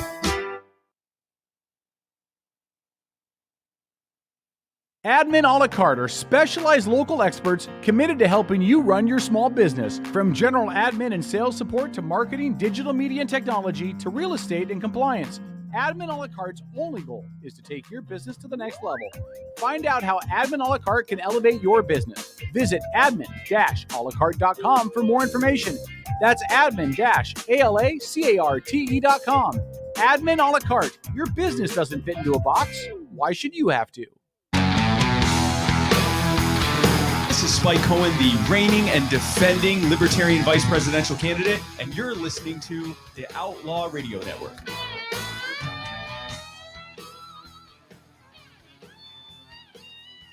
Outlaw Radio. Oh, whatever. All right, we got St. Paul on the phone video for those of you that are on the Facebook side. For those of you that are AM, you're really missing. You're missing Paul. Paul's looking really good tonight. Luckily, look at this. Look at this. You build it. What is that background noise? Do you have background noise at your house? Is that what we're hearing, Paul? Yeah. No, there's no background noise. Outlaw Everybody's Radio quiet. Network.com. You build it. We got to get that commercial in the rotation too there, Pollywog. I think Paul just froze. Did he freeze? Nope. He's taking a long time to put that hat back on. Yep. All right, mute him for a sec, will you, Dennis? Just so he doesn't come back and swear him because he thought he dropped. Well, there he is. He's back. You can bring him back on now. Yeah, hey, you Paul. guys went all black. You guys went all black. The screen. Hey, don't make this racial, Paul. Don't make it You know. racial, Paul. All right, go ahead. What I were you try talking not about? to. Go ahead.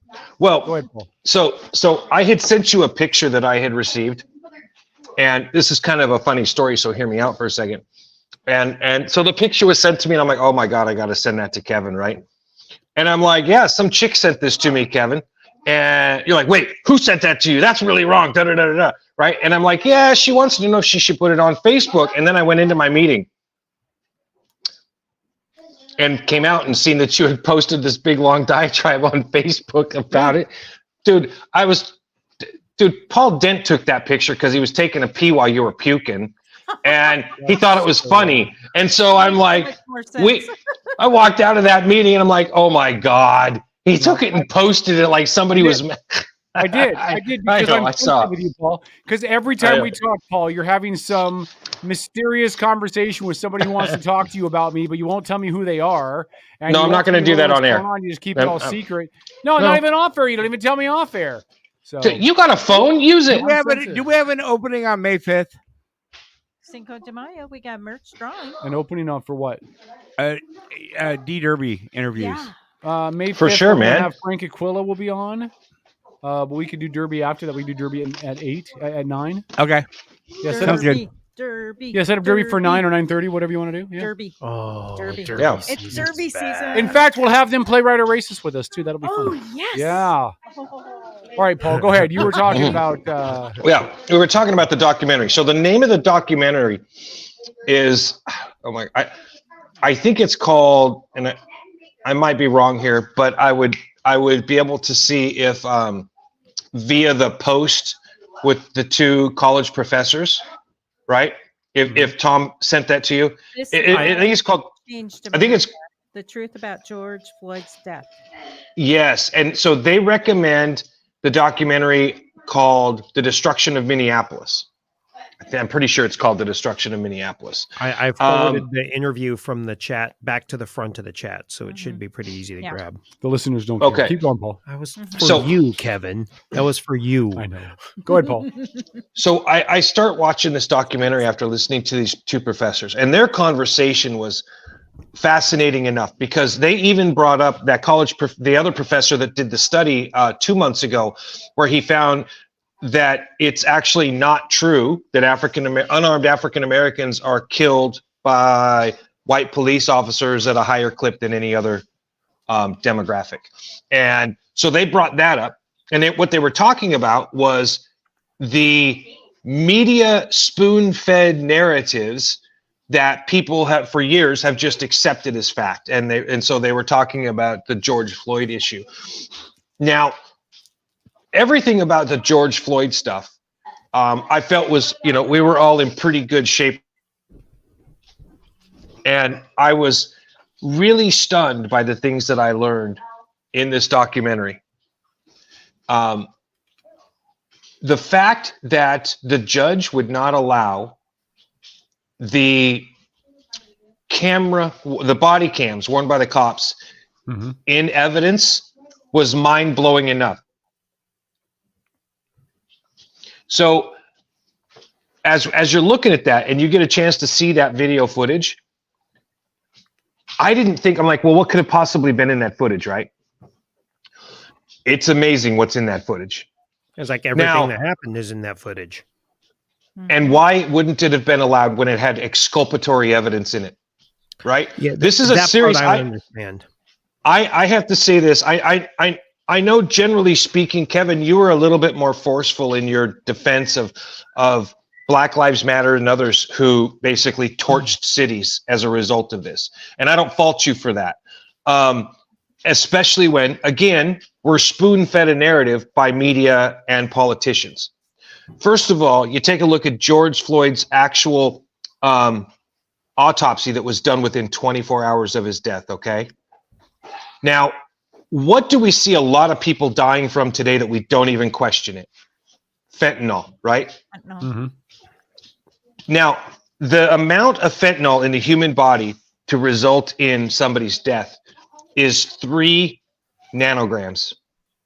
Okay? George Floyd had 12. 4 times the deadly dose of fentanyl in his system.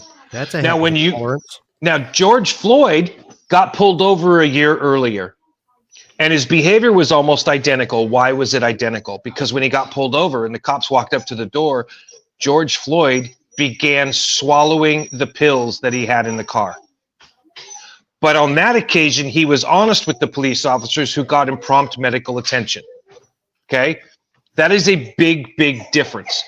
Because when the cops asked George Floyd this time if he was on drugs because of his behavior, he said no. Okay? Yet, in that video footage from that day that he died, okay, you can clearly see the first officer, not Derek Chauvin, by the way.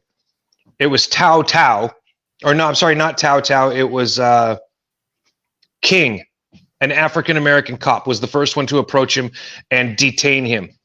When George Floyd starts talking to the cop, you can clearly see pills on his tongue. Nor did the media tell us that fentanyl-laced drugs were found in the cop car with his saliva. Did you know any of this? Had you heard any of it? Because I sure as the hell hadn't. No. Right.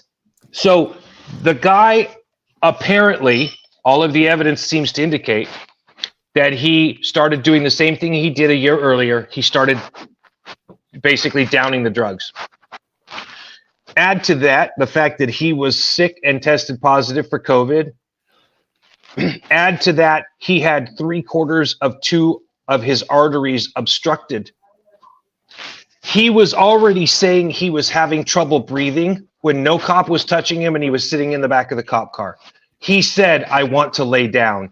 And then he said, if I don't lay down, this stuff is going to kick off.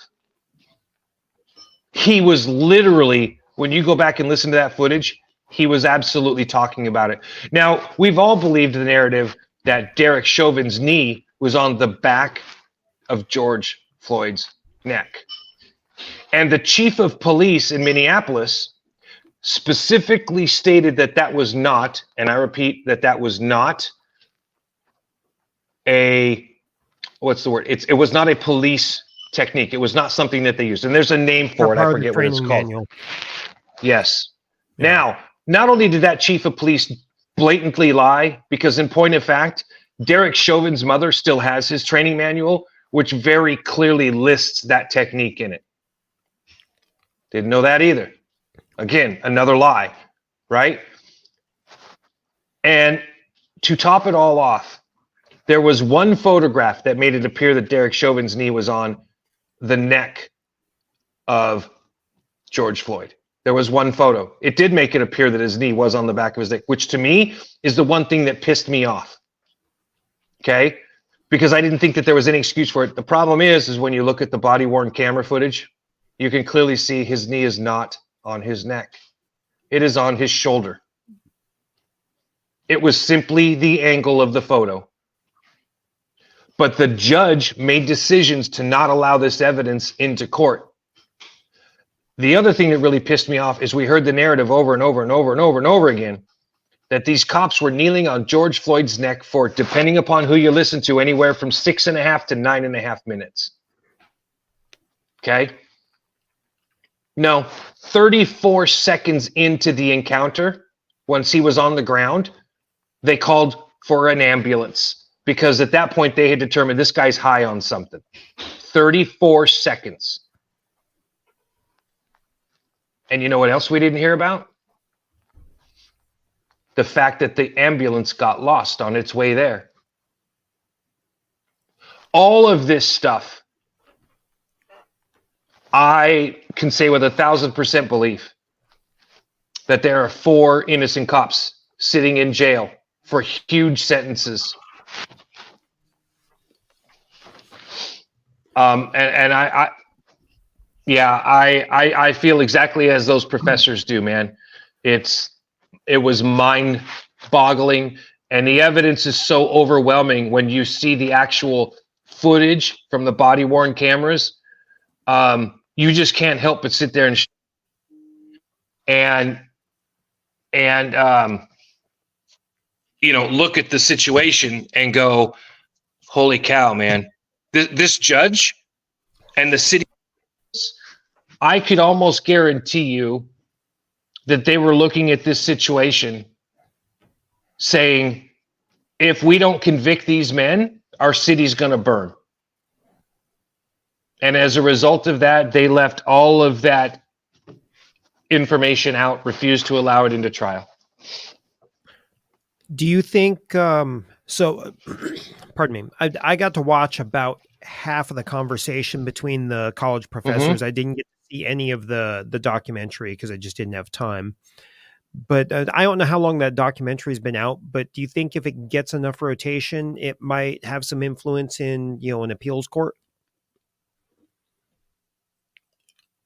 Stuff like this routinely makes a difference, causes cases to get overturned. This documentary has been out for 4 months. Okay. For 4 months. Now, to top that off, Derek Chauvin was almost killed in prison. Yeah, I don't know how many people were aware of that, because I wasn't. Yeah, no, he was stabbed. 22 times. Yeah. 22 times he was stabbed. It was like 3 months ago or something. It was right after. Yes, it was right after the documentary came out. I love you, Paul, but I'm going to disagree with just about everything on your argument, because it's not my argument. Well, I mean, you're the one sharing it, I guess is what I meant. When I look at that video that was shot of the officers on Floyd, of Floyd begging for his life, that he couldn't breathe. That's not what he was saying, though. He did say he couldn't breathe. He said I couldn't breathe. Yeah. He was talking about that before the cops ever touched him. No, I agree that I'm not disputing that. I would just ask you, if you want to disagree with it, that's fine. But at least I understand how you feel about this, and you've felt about it for some time, and that's all great. And I say to you, and I'm not saying you don't have courage, but for people that are deeply ingrained in that narrative and who truly believe it, it does take courage to sit down and watch that, because if it doesn't change your mind, I would just say there's probably some level of disconnect, because the evidence is overwhelming. I hate that idea, Paul, that if somehow I don't agree with you, I'm somehow disconnected. No, that's not what I said. No, you said if that's not what I said. My mind, then there's a level of disconnect. Listen, you just said. When you see the toxicology report and you see that he's got 4 times the fatal dose of fentanyl in his system, and you're going to say, what? I don't believe it. That's a disconnect. No, if you're gonna look at the cop's body camera footage, which you are a proponent of every cop wearing, you should be pissed off that it wasn't allowed in court, and then you should ask the question why. Okay, when you can clearly see the pill on his tongue while he's talking to the cop. Okay, and then they find those very pills. He spit them up in the back of the cop car with his DNA, his saliva, and they're laced with fentanyl. You start putting the picture together. When you see the footage that shows Derek Chauvin's knee clearly not on George Floyd's neck, but on his shoulder blade. When you hear that the EMS were called 34 seconds after those officers determined he was having an issue with drugs, but then they took them over 10 minutes to get there because they got lost, right? If you can't look at all of those things and go, oh, wow, I better take another look at this. I'm not telling you how to think, but I will absolutely die on that hill when I say, if you can't look at all of that additional evidence and say, I at least need to re-examine this. If you can't, I mean, then yes, there is a disconnect. Now, where that disconnect is, I can't tell you. Maybe the disconnect's with me. But if I look at the sky and the sky is blue, why would I call it a different color? Well, okay, so let me finish what I was trying to say a second ago. I'm going to assume, because you have integrity, you're not going to make stuff up. Everything that you said is true, right? Mostly true. So let's say that everything you've said is true. The toxicology reports, the pills, the ambulance getting lost, the call, all that. Mm-hmm. Even if all that stuff is 100% true, I am unable to wrap my brain around the fact that for how long was it? 9 minutes and 54 or whatever it was. Between 6 and 9 minutes. Whatever. It was about 6.5 minutes. That was another lie that was perpetrated. Every time it went from 6.5, then it went to 7.5, and it just depended on who was telling the story. Okay. So let's say 6.5 minutes. I cannot get my head out of the other video evidence that we have seen, which was him sounding like he's begging for his life, him saying that he can't breathe, him calling for his mama, and Chauvin did nothing. So even if he was on his deathbed from having popped all the fentanyl pills in the car when they pulled him over so he didn't get caught, even if he was completely on his way to a heart attack, a heart stoppage, whatever, the end result is Chauvin rendered no aid. Chauvin provided no assistance. Chauvin ignored his pleas for help and kept his knees on his shoulder blade, neck, wherever you want to say his knees were at, and let him die there. And the fact that the fact that it's even still a discussion for me, when Chauvin's moral obligation should have been to stand him up, to double check on his physical well-being, when the dude is screaming for assistance. How cold does Chauvin have to be to ignore that?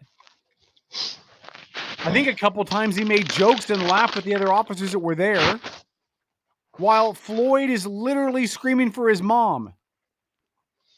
So again, Kevin, that's where seeing it all, it plays into it, man. I agree with you, and so maybe this changes the end verdict from murder to failure to provide assistance to involuntary manslaughter to whatever.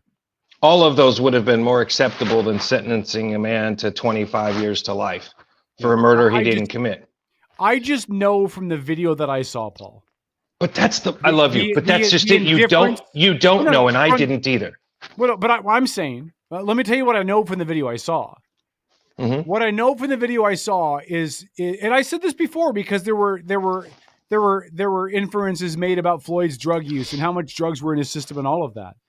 And I can take all that into account, right?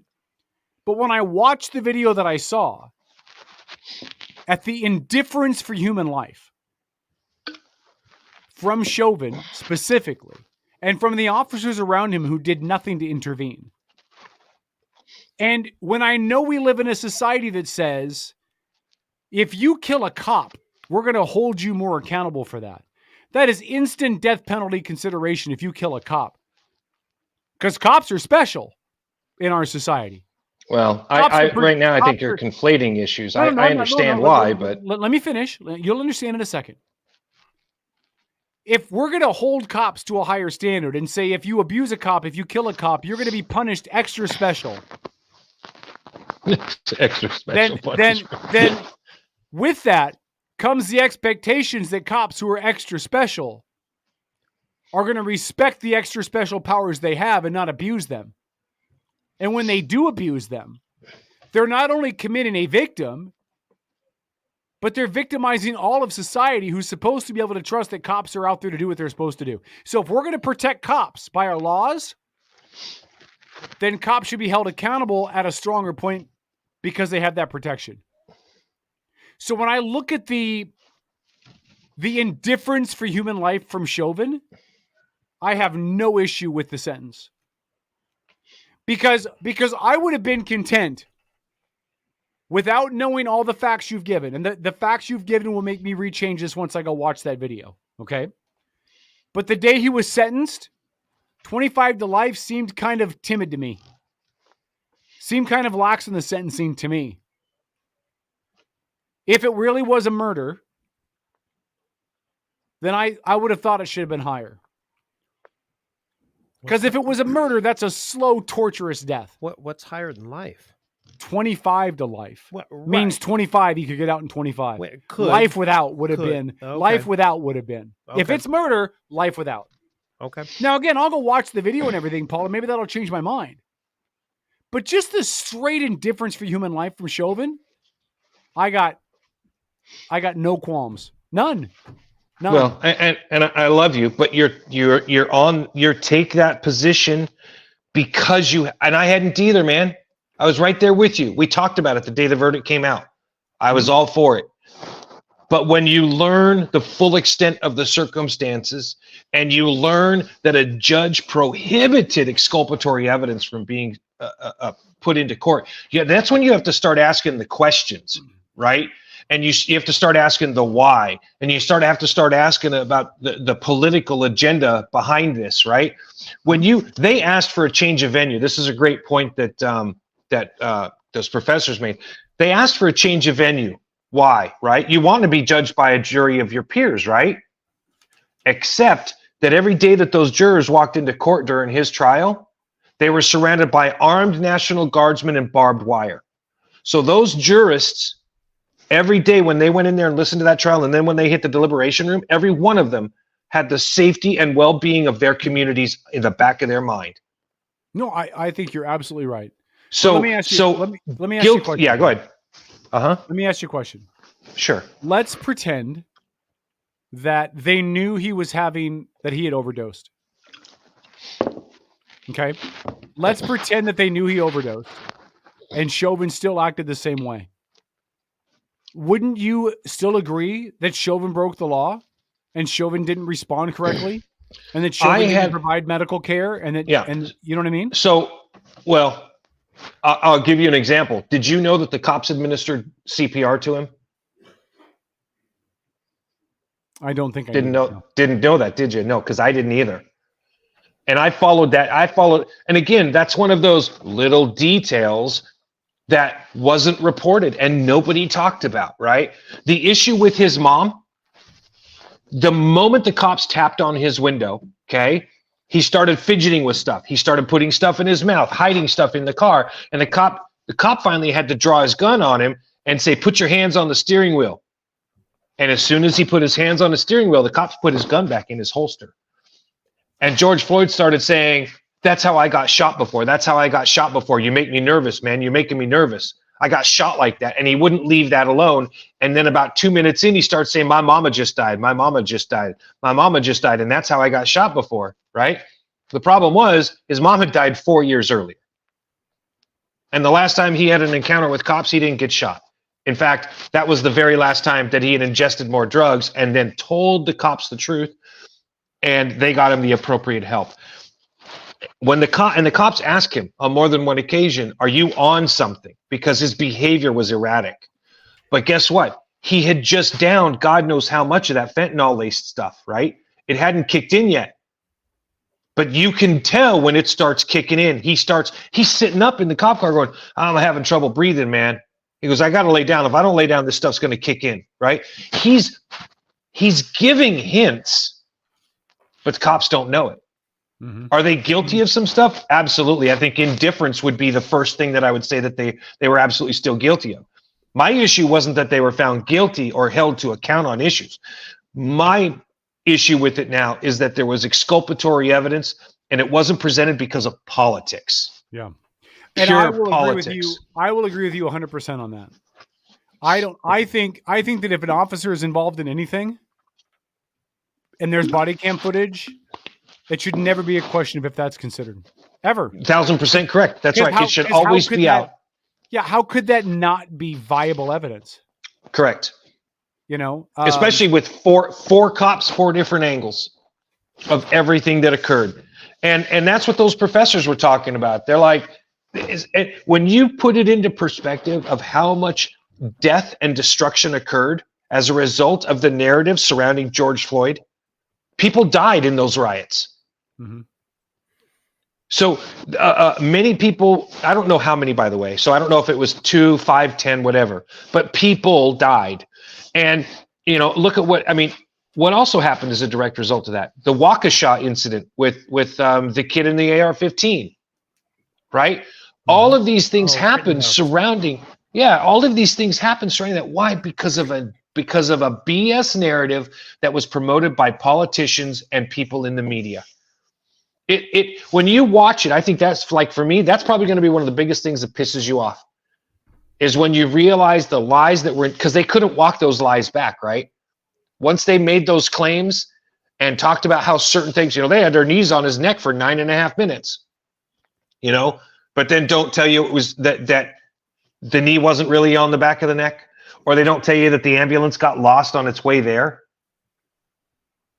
I mean, it's just, like I said, there's so much, and it's so overwhelming, because now, don't get me wrong, there were some positive things that came out of that movement.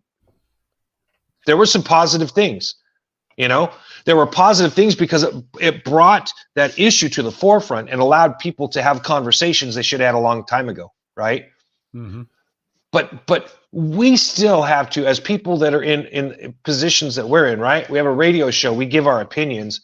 It's so important to try and understand the narratives and the who, what, where, when, why, and how, and then talk about it openly. Well, if we're not given the right information and people are lying to us, then we can't talk about we can't talk about this stuff with credibility. So anyway, that's enough. I mean, you posted it, so I encourage people to go watch it, man. Yeah, everybody will take something different. I will go watch it. And Paul, this may make me sound emotionally based, and I probably am with this. There will never be a time where I feel bad for, what's his name? Who was the cop? Chauvin. For Chauvin. There'll never be a time I have an ounce of pity for Chauvin. Now, I think everything else you brought up, though, is valid, right?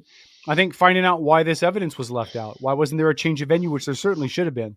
There's certain legal questions in this whole thing that needs to be talked about, and I think you're 100% correct when you say that they were considering the input on their city. What's going to happen to their neighborhoods and their people and their communities with this, which is how can you blame them for that? I can't blame the jurors for that. You can't, but you can. Right? Justice should be blind. Hold on. We'll talk about this on Facebook for a minute too. So stick around. AM, we'll see you guys Sunday at 8. All the crew will be here, but me, I'll phone in at some point drunk from Vegas. For those of you on Facebook, stick around. We'll do a little bit of chatting before we wrap it up on the Facebook side. This is Outlaw Radio.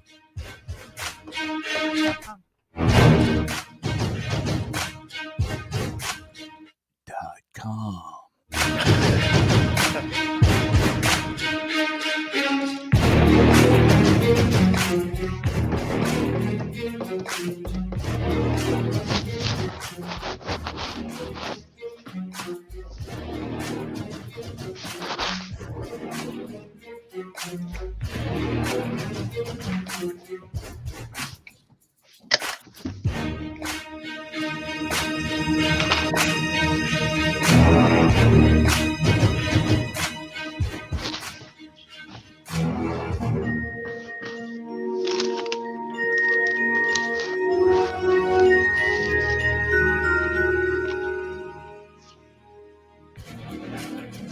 The bang bang boogie to up the boogie to the rhythm of the boogie to beat. Hold on, I'm looking at the Fremont Experience now to see what is going on. You have a radio. There's show. a calendar. I know. Strippers in Vegas on Fremont. So on the. He's trying to find his wife. Everybody.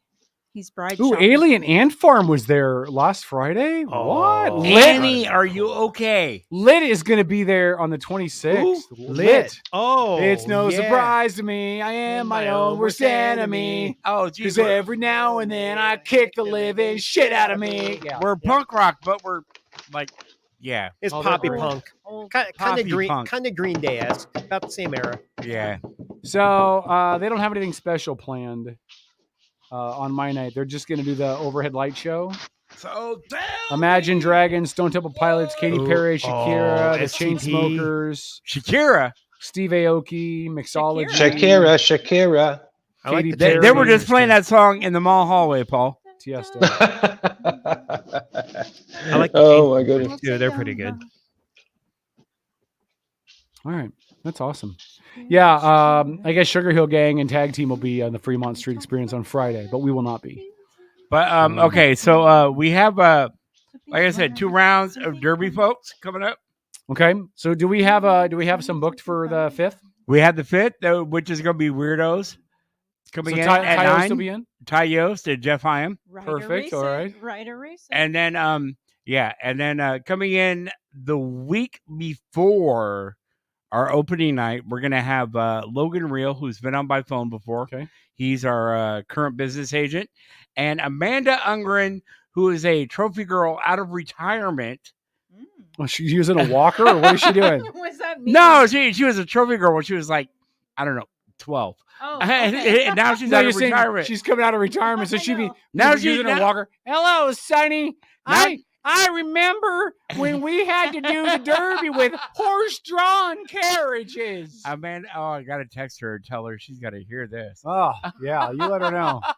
You're going to bring in some 95-year-old trophy girl. Great, Dennis. Actually, that'll be enthralling radio. Amanda looks good for her age.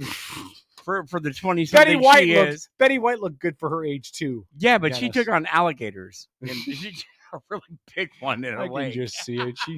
She comes out with her purple hair and I don't mean like bright purple hair. I mean like old lady purple hair, which is like gray mixed with blue. She's like, I remember in my day we didn't have trophies because we hadn't invented iron yet. Anyway, anyway, hi Paul. Amanda is not going to be fond of you. Why don't know? She's coming out of retirement. She's been out of retirement for a couple of years. Oh, has she? Okay. She's probably experienced an outlaw race or two. Holly said, what is a trophy girl? So if you've ever been to the Derby, Holly, and if you want to go, I'll take you. It can be a date. Well, you and I can go on a date. Anyway, at the Derby, after they have a Derby event or whatever, somebody wins. And whoever wins that event drives to the center of the stadium, and a truck or a car or something comes out. Yeah, usually dressed nicely. Yeah, well, not the truck is not dressed nicely. Yes, it is. Yes, it is. It's usually a show vehicle. Oh, yeah, usually. And then the truck comes out, and this attractive girl or woman or whatever gets out there and presents a trophy and gives a trophy to the winner of the race, and people cheer and they clap. And they give the driver a hug. And now that's not good because we don't trust anybody. Yeah. But now we got a 95-year-old trophy lady who's going to have to go through the mud and the dirt in her walker, and just kind of. But she's coming out in a tank. Trying to walk herself over there. So 70 years ago, she was a trophy girl at 12. Is that I what you're remember when I was at my first Derby. And we had to go uphill both ways. Dang, Kevin makes a horse-drawn carriage. Kevin makes it sound like I've been the announcer out there since I don't know. We couldn't do gasoline was invented. She's gonna be like, we didn't do figure eights back then because we hadn't invented the number 8 yet. Anyway. Okay, wait. Holly. Oh my God. Horse and buggy. Holly said, Kevin, no one else gets shit about dating you when they participate in the chat, except for maybe Heidi, and she's gone now. No, because you said you're going to Vegas with me, so I'm trying to keep our pretend relationship alive. I go to Vegas with you. And I have been to the Derby. My ex went all the time. Oh, okay. All right. Anyway. You're my arch nemesis, Holly. Of course I make jokes about dating you. Of course I do. Because you're my arch nemesis. You hate me. I mean, why wouldn't we probably already dated? You hate me. I mean, normally women meet me, they date me, and then they hate me. You've skipped a whole step in the process. You never met me, you've never dated me, and yet you still hate me. Like I feel screwed. Like I missed out on the developing part of our relationship. This is someone that is and the bad sex where I spent more time crying in the corner than I actually did participating in the act thereof. We skipped all of that and just migrated to you hating me. This segment brought to you by Lori's Beads. F around and find out. We're not even going to find out. We're not going to F around. Yeah, we're not going to F around. We're not going to find out. You're just going to hate me. It's okay. Anyway, she said she doesn't hate me and she doesn't even hate Paul. Anyway, but as I quoted Eminem earlier, she wouldn't piss on fire to put me out. So, yeah, you missed me quoting Eminem earlier. Can we go home? Yes, Dennis. I think you can go. Are we at hour 12? No, we're not at hour 12 yet. Let's look at some other comments in chat really quick before we wrap up. I always want to give people. Holly said no to bad sex. Well, then it explains why we didn't date, because I'm awful. There's more time crying in the corner than there is the actual act thereof. Are you sure I was okay? Am I really big enough? I don't know. So our second is going to be on the 15th of April. Did you fake your orgasm? I just need to know. Or May, 15th of May. Okay, thank you. I was going to say. I wish Derby you weren't was thinking about April. somebody else, were you? I know, me too. Yes, I was. Okay. It's when my insecurity is the worst. I was thinking about everyone else. I feel better. Yeah, Kevin Nelson. Holly cut to the chase and started hitting K-Dog up front. All right. Holly said, you guys always act like I'm so mean, but I'm actually a very kind person. I'm just not pick-me-nice. You've said some really mean things, although we've said mean things to you too. Maybe this is a love-hate relationship. Maybe, Holly, maybe you and I are doing our relationship backwards. Hold on. I want you to think about this. Maybe we're doing it backwards.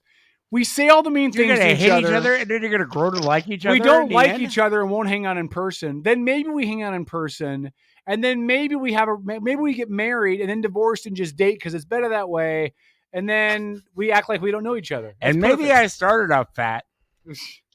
Do you know I'm down to 209 pounds? I'm down to a loss of weight too, but I'm ill. I'm down to 209 pounds. I haven't weighed 209 pounds since probably when I was 13. I'm under like the 400-pound mark, down to like good, 360 something. I tap that out, and I haven't been there since high school. Good for you both. That's awesome. Holly said, "Can you stop? There's no relationship. I just want to be able to participate in political talk." Holly, I wouldn't date you anyway. I mean, I'm not being mean, but I have 3 rules in life. I don't hit on girls in bars anymore, as I'm not going to date anybody I met in chat on the radio show, for fuck's sakes. And secondly, and I'm not saying this about you, I just mean in general, if she has an ass bigger than mine, sorry. Okay. But if we did meet you on America Online, you've got to change. Oh, if I met you on AOL chat back in the day, by the way, online dating is a cesspool. All right. Yes, it is. Other comments? I have never online dated. No, well, you don't have to, Tom. No, you have missed out. Listen, online dating is only for losers like me. No, I mean, you don't get it though. I mean, there was a time when I was, divorced from my ex. Mm-hmm. It could have, it could have happened, but you met Heather and fell in love. I mean, there's been times I've been in chat rooms and go, "Wow, she's kind of hot, kind of believable." The birds sang. I don't know. The light shone down from heaven, and you heard the angels go. Ah! And then you get that phone call, and it's, "Hello, my name's Alice." No, I'm talking about when he met Heather, and it's just been happily ever since. I didn't say anything mean to you, Holly. I said I wouldn't date you. I wouldn't date you because I met you in the chat on the show. I do security for a living. Rule number 5 in radio is never meet your listeners. Ever. Don't ever meet them. Unless it's Kevin Nelson. My ass is Kevin Nelson's great, but never date somebody you met from the show. Ever.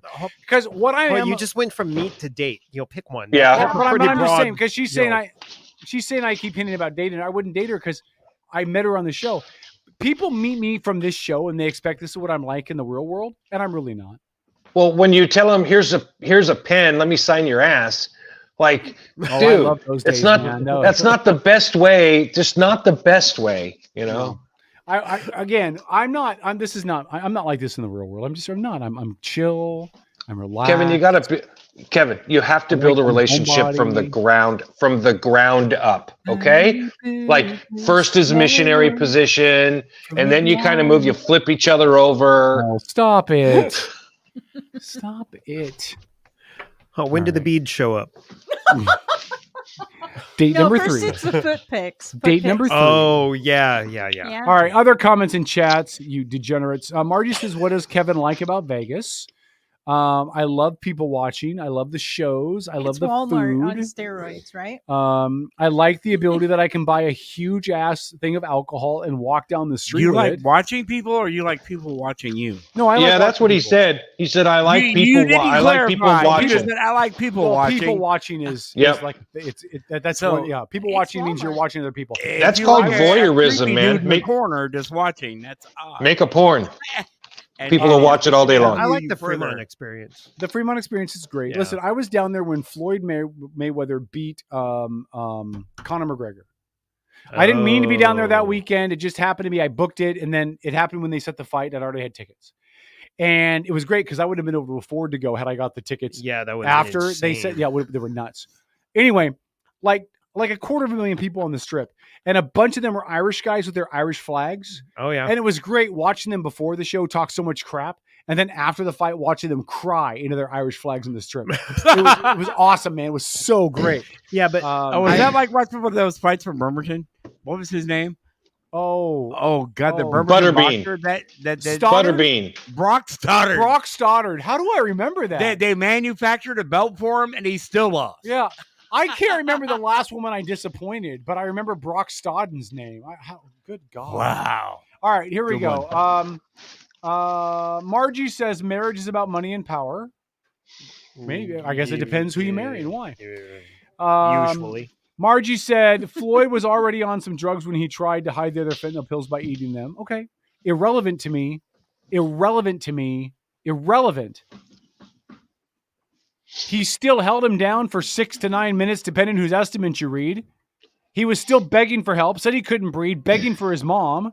And Chauvin responded by leaving his neck and his knee in his neck and or shoulders, and ignored him and disregarded human life. Now I'm going to look at Paul's, as I said before, I'm going to look at the video that Paul gave for the thing, and maybe it'll change my mind on exactly how heinous this thing is. But my initial response is 25 to life was too easy. Life without would have been better. Because he was a cop with higher standards for their behavior and an expectation to provide assistance, and did nothing and ignored human life while Chauvin died. And indifference, for sure. That's a value. That's a valid point. A lot to get me off of that hill. A lot to get me off of that hill. And I don't feel bad for anything that happens to Chauvin moving forward. I just don't. We lost Paul. No, he got pissed at what I said. No, he didn't. He's had internet issues all night. Yeah. Mm-hmm. Listen, you cannot ignore human life to that extent and then expect anybody to feel bad for you when you're stabbed in prison. Beat up in prison. So I haven't had a chance to see the documentary either. I started the interview, and it was an interesting conversation. But regardless of Chauvin was guilty, Chauvin was railroaded, whatever. The loss of George Floyd, I think, started bringing about some pretty important. Paul's back. Let me bring him. Paul's back. Hello, Paul. Yeah, that was my fault. I went to click out and look. I wanted to read the name of the documentary, and I always forget if I click out of this, it'll just disconnect me. So that was my fault. Yeah. Holly said people put way too much credit into documentaries. They manipulate the truth frequently to serve their own agendas. That's not wrong. I mean, No, it's not wrong. That's correct. Yep, it's absolutely Fahrenheit correct. 9/11. Fahrenheit 9/11 was a great documentary. I mean, as far as how it was presented and put together. Still 99% bullshit, but it was a great documentary. Well, listen, I will say this, that documentary, it will challenge you or anybody else that watches it to take a look at their own narrative, their own biases. Mm-hmm. You will have to reevaluate what you think and why. Yeah. And if it doesn't, then I would say anybody that it doesn't at least make you reevaluate what you think and why. I'm not even saying changing your mind, right? But like you said, Kevin, you're like, for you, it was the indifference. Okay, this may or may not affect that indifference portion of it. But again, there were so many details when you get to actually see the live body cam footage. and you begin to learn about the things that were true and were left out of the narrative. So much was left out that so many conclusions were drawn by everybody, right? So Holly doesn't get to say, I didn't draw those conclusions and I'm not wrong, right? She would have to evaluate her own biases and go, okay, well, that's interesting. I'm seeing that on the video footage. I see the pill in his mouth right there in front of me, right? So now I need to reevaluate. How did he die? Oh, he actually died from fentanyl poisoning, which, by the way, is like in the coroner's report, it had one sentence that was interesting. It said, if we did not know the circumstances behind this victim, behind his death, we would have instantly said this was a fentanyl overdose. Because again, he had 3 or 4 times the deadly amount of fentanyl in his system. So we all have to constantly reevaluate how we see things. That's how we grow. It's how we become better people. Unless we go through life just thinking, I've made up my mind and nothing's going to dissuade me from that opinion, right? Well, that makes you not exactly the best person you can be. You got to be willing to learn and do better. Yeah. Well, listen, I think people should watch every documentary they can, whether they think it's going to change their mind or not. Because part of growing is knowing and learning, right? And so I will watch the video. I don't think it's going to change my mind. Honestly, I don't think it will, but I'm going to watch it because just like Fahrenheit 9/11, I want to hear what the arguments are. I want to expose myself to new ideas. I want to understand what arguments are being made against the glass house that I live in, and then I'll make my own decisions after I'm introduced to that. And there's nothing wrong with that. Yeah, the most dangerous people in the world are people who live in echo chambers that hear nothing besides what they believe. Hello, Correct. My name is Donald Trump. Can I specify with one thing to that though? Don't just watch the documentary. Also listen to the 2 African American professors discuss it, because they bring up things I never would have thought of. Because I'm not African American, right? So they're going to look at things considerably different than me. So I was able to pick up some interesting perspectives by listening to them. That's all. All right. I think it would be more impressive if you were able to make that statement without bringing up the fact that they're African American professors. Well, I can't. That's a big part of it. Like you're trying to stir some stump. No, I'm saying that's proving the facts. No, I don't think you're following. I don't think you're following me, Dennis. I don't think you're following me. I'm following you. I'm totally following you. And watching you sound like a total racist by jumping on the non-racist bandwagon. The fuck are you talking about, dude? I'm serious.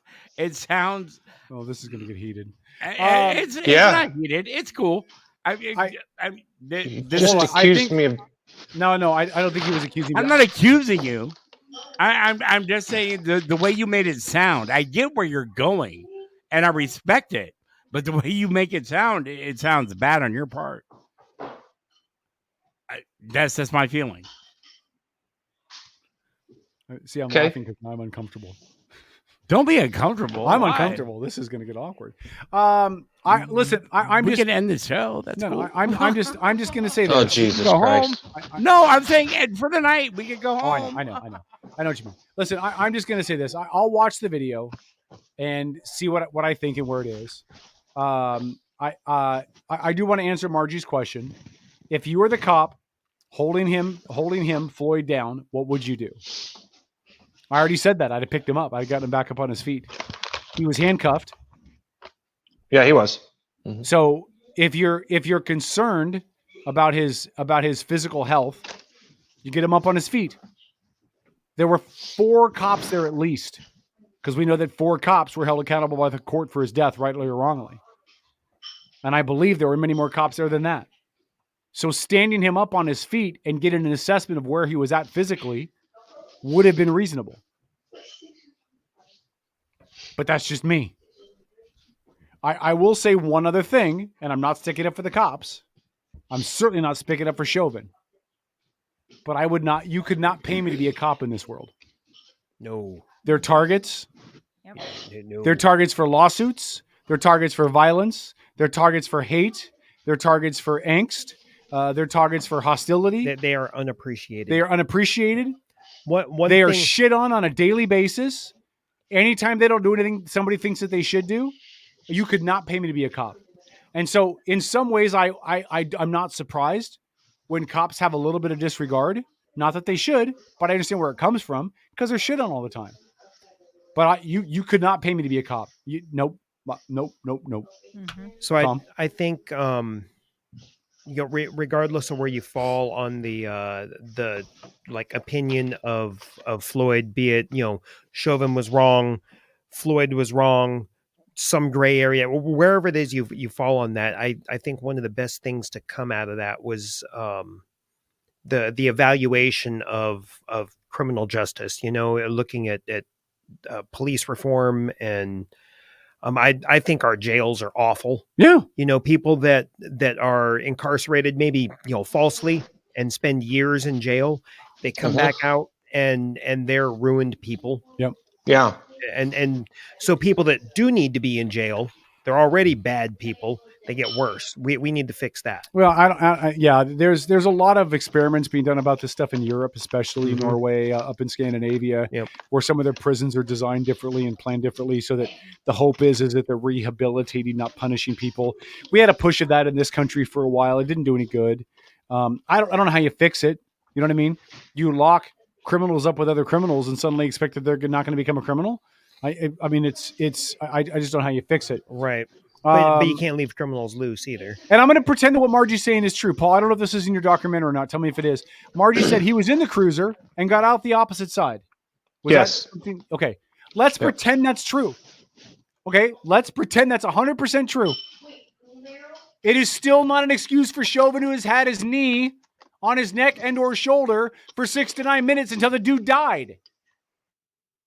It's like Eric Gardner, who ran for the cops and got shot in the back running for the cops. And they upheld the shooting. Why? Because he ran for the cops? And that's justification for a cop to shoot him?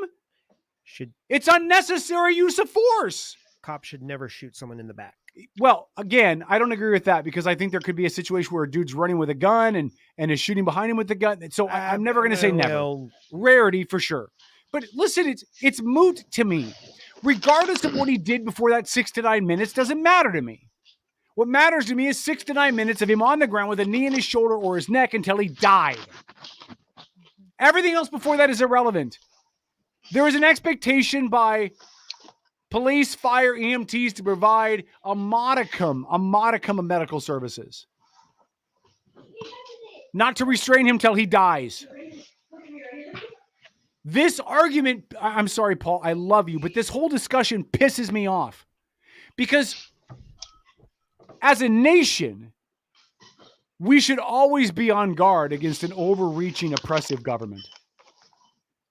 As a nation, we should always be against the government overextending itself and becoming judge, jury, and executioner. And when we did it against the Bundys, there was outrage. When we did it at Ruby Ridge, there was outrage. When we did it at Waco, there was outrage. But when we do it to George Floyd, a black man who did a lot of drugs, there's less outrage. And I don't understand why. Because in the end, it is still law enforcement overexerting its authority and becoming judge, jury, and executioner because they can. Oh, okay, Kevin. Listen, and we'll talk about it after you get a chance to see that. I don't want to. Yeah, I just don't want to see you put yourself out there like this. I think a lot of what you're saying will change my mind in what is broken, right?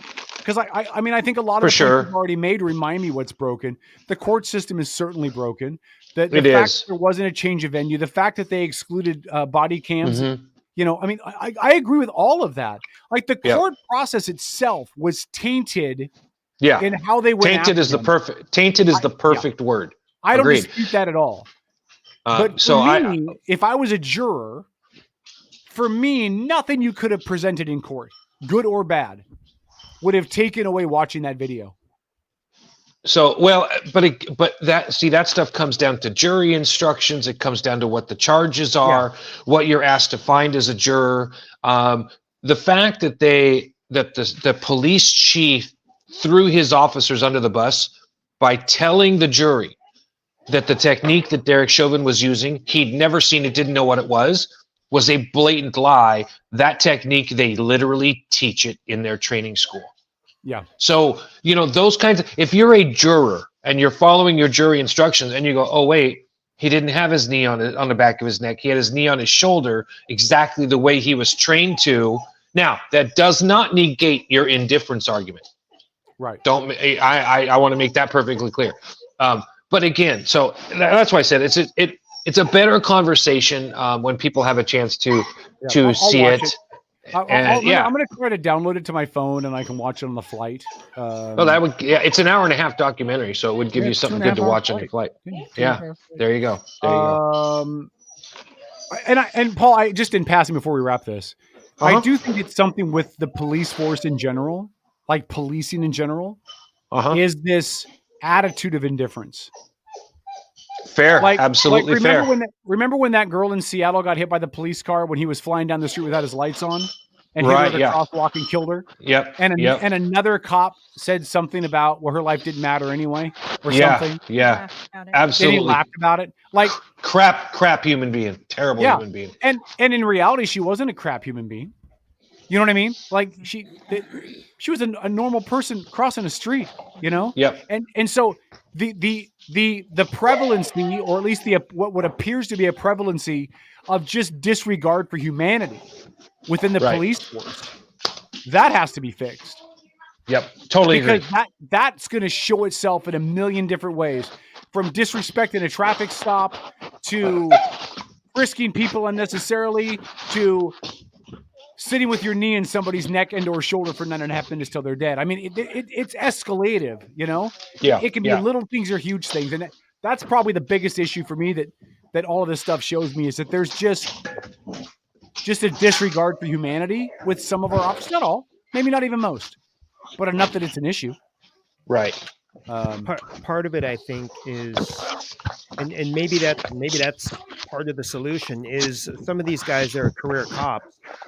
The police don't get called to balloons and clowns and water slides. Police get called to the things that none of us want to deal with. And that's right. That's right. All day, every day, and it's going to jade you. Yeah, it's going to affect you. We see that with people in the military for a long time, right? Yep. I mean, especially those who deal with combat situations. Yep. I mean, the PTSD is real, and and I would agree that some cops suffer from PTSD. Which maybe a police officer's career needs to be shortened for his time in the field, and then he moves to, or they move to something else. Zerzem. I don't know. Zyder Z. Yeah, some of these shootings and stuff that we see are from young cops too. So I don't think it's all just a time on the job. I mean, certainly. I think some training has to change. I do really like what the left has come out with as far as involving more mental health professionals. I am right there with you on that. That's the one idea that's really come up that I absolutely like that idea. Yeah. I don't think you can put a mental health professional with every officer, but I think you can have a staff on, and when something arises where you can get one there quick enough, you do that. I think you have somebody always on call to consult with an officer when something's happening, and the officer can get on the radio on a private channel and say, "This is what we're doing with. What do you think?" I think all that's reasonable. I will tell you, man, after watching that video footage, the one thing that's really stuck in my mind was that he did nothing threatening. His ultimate fatal flaw, no pun intended, was that he was hopped up on drugs and he couldn't sit still. He could not follow the cops' commands. That made the cops nervous. And since they were nervous because he was on drugs, nobody did the best they could do. Yep. All right, we got to wrap this. Dennis, do you have a parting shot? I have a great parting shot, by the way. If you happen to be in the 420 community, out celebrating a little bit, come by 420 Spot Shop. I'll be in the parking lot. Where are you, Dennis? Where? Dennis, where? Right across the street from Puerto Vallarta in Port Orchard. From Puerto Vallarta. Yeah, right there on Bethel. Kind of right behind Rite Aid. Okay, Rite Aid. Okay, gotcha. No, Rite Aid in the auto parts store. Yeah, right there. Yep. Okay. Yeah. I got you. That's what I was trying to figure out. I was trying to visualize that. Yeah, Tremont. That's right. It's Tremont. Tremont and Bethel. Yeah. That intersection. Yeah. Exactly. Yep. That's where I'll be. That cooperate for kids and be nice to someone that you normally wouldn't be nice to. That's a good. All right. I know Holly and I are going to have a great time in Vegas this weekend. Lori, go ahead. Awesome. Just remember that your first right or your First Amendment right is protected by your Second Amendment right. That's all. Fair enough. I wonder, Holly, would you? Amen. Not to me, but would you? Just in real question, Holly, are you the kind of person who would ever get married at an Elvis chapel? I'm just curious. Tom, parting shots. Oh my gosh. I'm gonna have fun with this tonight because, Sunday I'll call in drunk as a skunk and there'll be no Holly there, so I won't be able to lie about it anymore. Funny tidbit: the first time I got married, we had an Elvis impersonator at the reception. Nice. My ex-wife was a big Elvis fan. Yeah. All right. Tom. Yes. Party shots.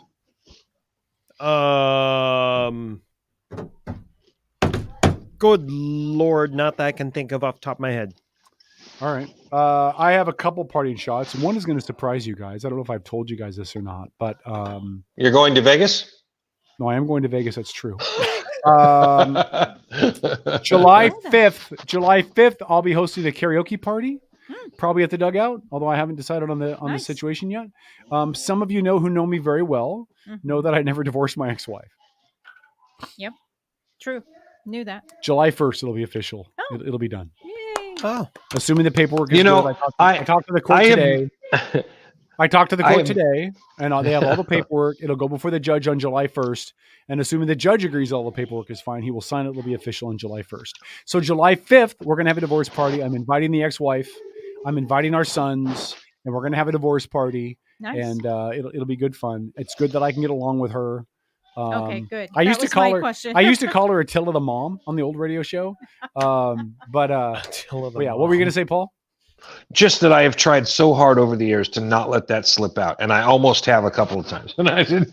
It's time. It's time. It's time to just. I mean, it's been done since 1998. So I mean, I don't know what I was waiting for. What? Yeah, we split in '98. Wow. Yeah, I told her, well, if you're going to divorce, because I didn't want to get a divorce at the time. I'm like, if you're going to divorce me, you're paying for it. And she was like, well, I'll show you. And here we are 26 years later. So we're 24 years later. Wow. Yeah. Wow. So anyway, y'all are invited. Anybody want to come to the divorce party? More power to you. I was about to ask why you were planning it so far ahead. Now I understand fully. Yeah, because I know when it's going to be official. Mm-hmm. So that's one. Two, I have breaking news. Okay. You guys know that O.J. Simpson died. You guys know that O.J. Simpson passed away. Yep. All the reports saying it was cancer. However, we do have breaking news. Cancer responded today and said that they're going to work day and night till they find the real killer.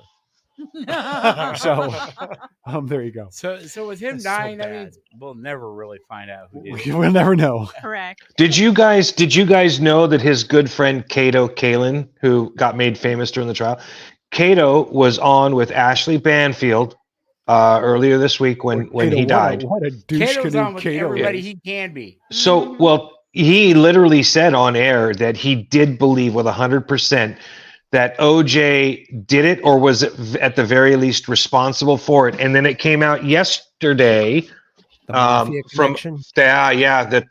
OJ was present and he paid some mafia hitman to do it. So I shouldn't hate Cato Kalin because he is exactly the kind of media whore that I wish I could be. I mean, let's be honest. If I could go on every single talk show ever and just talk and get paid to appear, sign me up, man. Cato, you're my spirit animal, Cato. Holly said, I'm about to go just to ruin your fun and your life. Holly, I dare you. I fucking dare you.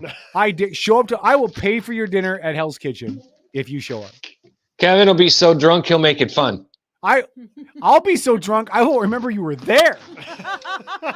Anyway, photos or it didn't happen. Final parting shot. Listen, as I said earlier, watch the documentaries, read the alternate websites, follow the news from the start, get to the other arguments, educate yourself for two reasons. One, so you know everything that's being said, and two, so you have an argument against the schmucks that believe that 9/11 was an inside job. You know what I mean? Like, right. Have the arguments ready so you can school them. The windows were blowing out because there was explosions on the inside, not because 160,000 metric tons were crushing it. All right. Outlaw Radio. We love you guys. We'll see you at 8 p.m. on Sunday. Paul, will you be in studio for that show? Yeah, I'm. We might have. It's a Sunday, so it's really hard, but I'm gonna see if I can arrange it. Bring the kids with you, and then just leave an hour early, and leave Lori and Tom do the last hour. If I have to do that, I certainly can. And then he doesn't trust us. No, he doesn't. Paul doesn't trust you guys at all. Special guests Paul lined is up. you guys have special guests. Yeah, I'll we do the last hour. Yes. We have an international guest. Who can you tell me who? No. Why? Because well, what time is the international guest going to be on? Because I don't want to call while you have a guest. I'm not sure yet. We're still negotiating. Okay, let me know. on time. I just don't want to call during the guest. Yeah. And don't hesitate to have Phil and or Dennis call me when it's a good time for me to video in. Because I'm going to be drunk. I'm not going to have any insight on time. Mm-hmm. He's not going to have any inhibitions.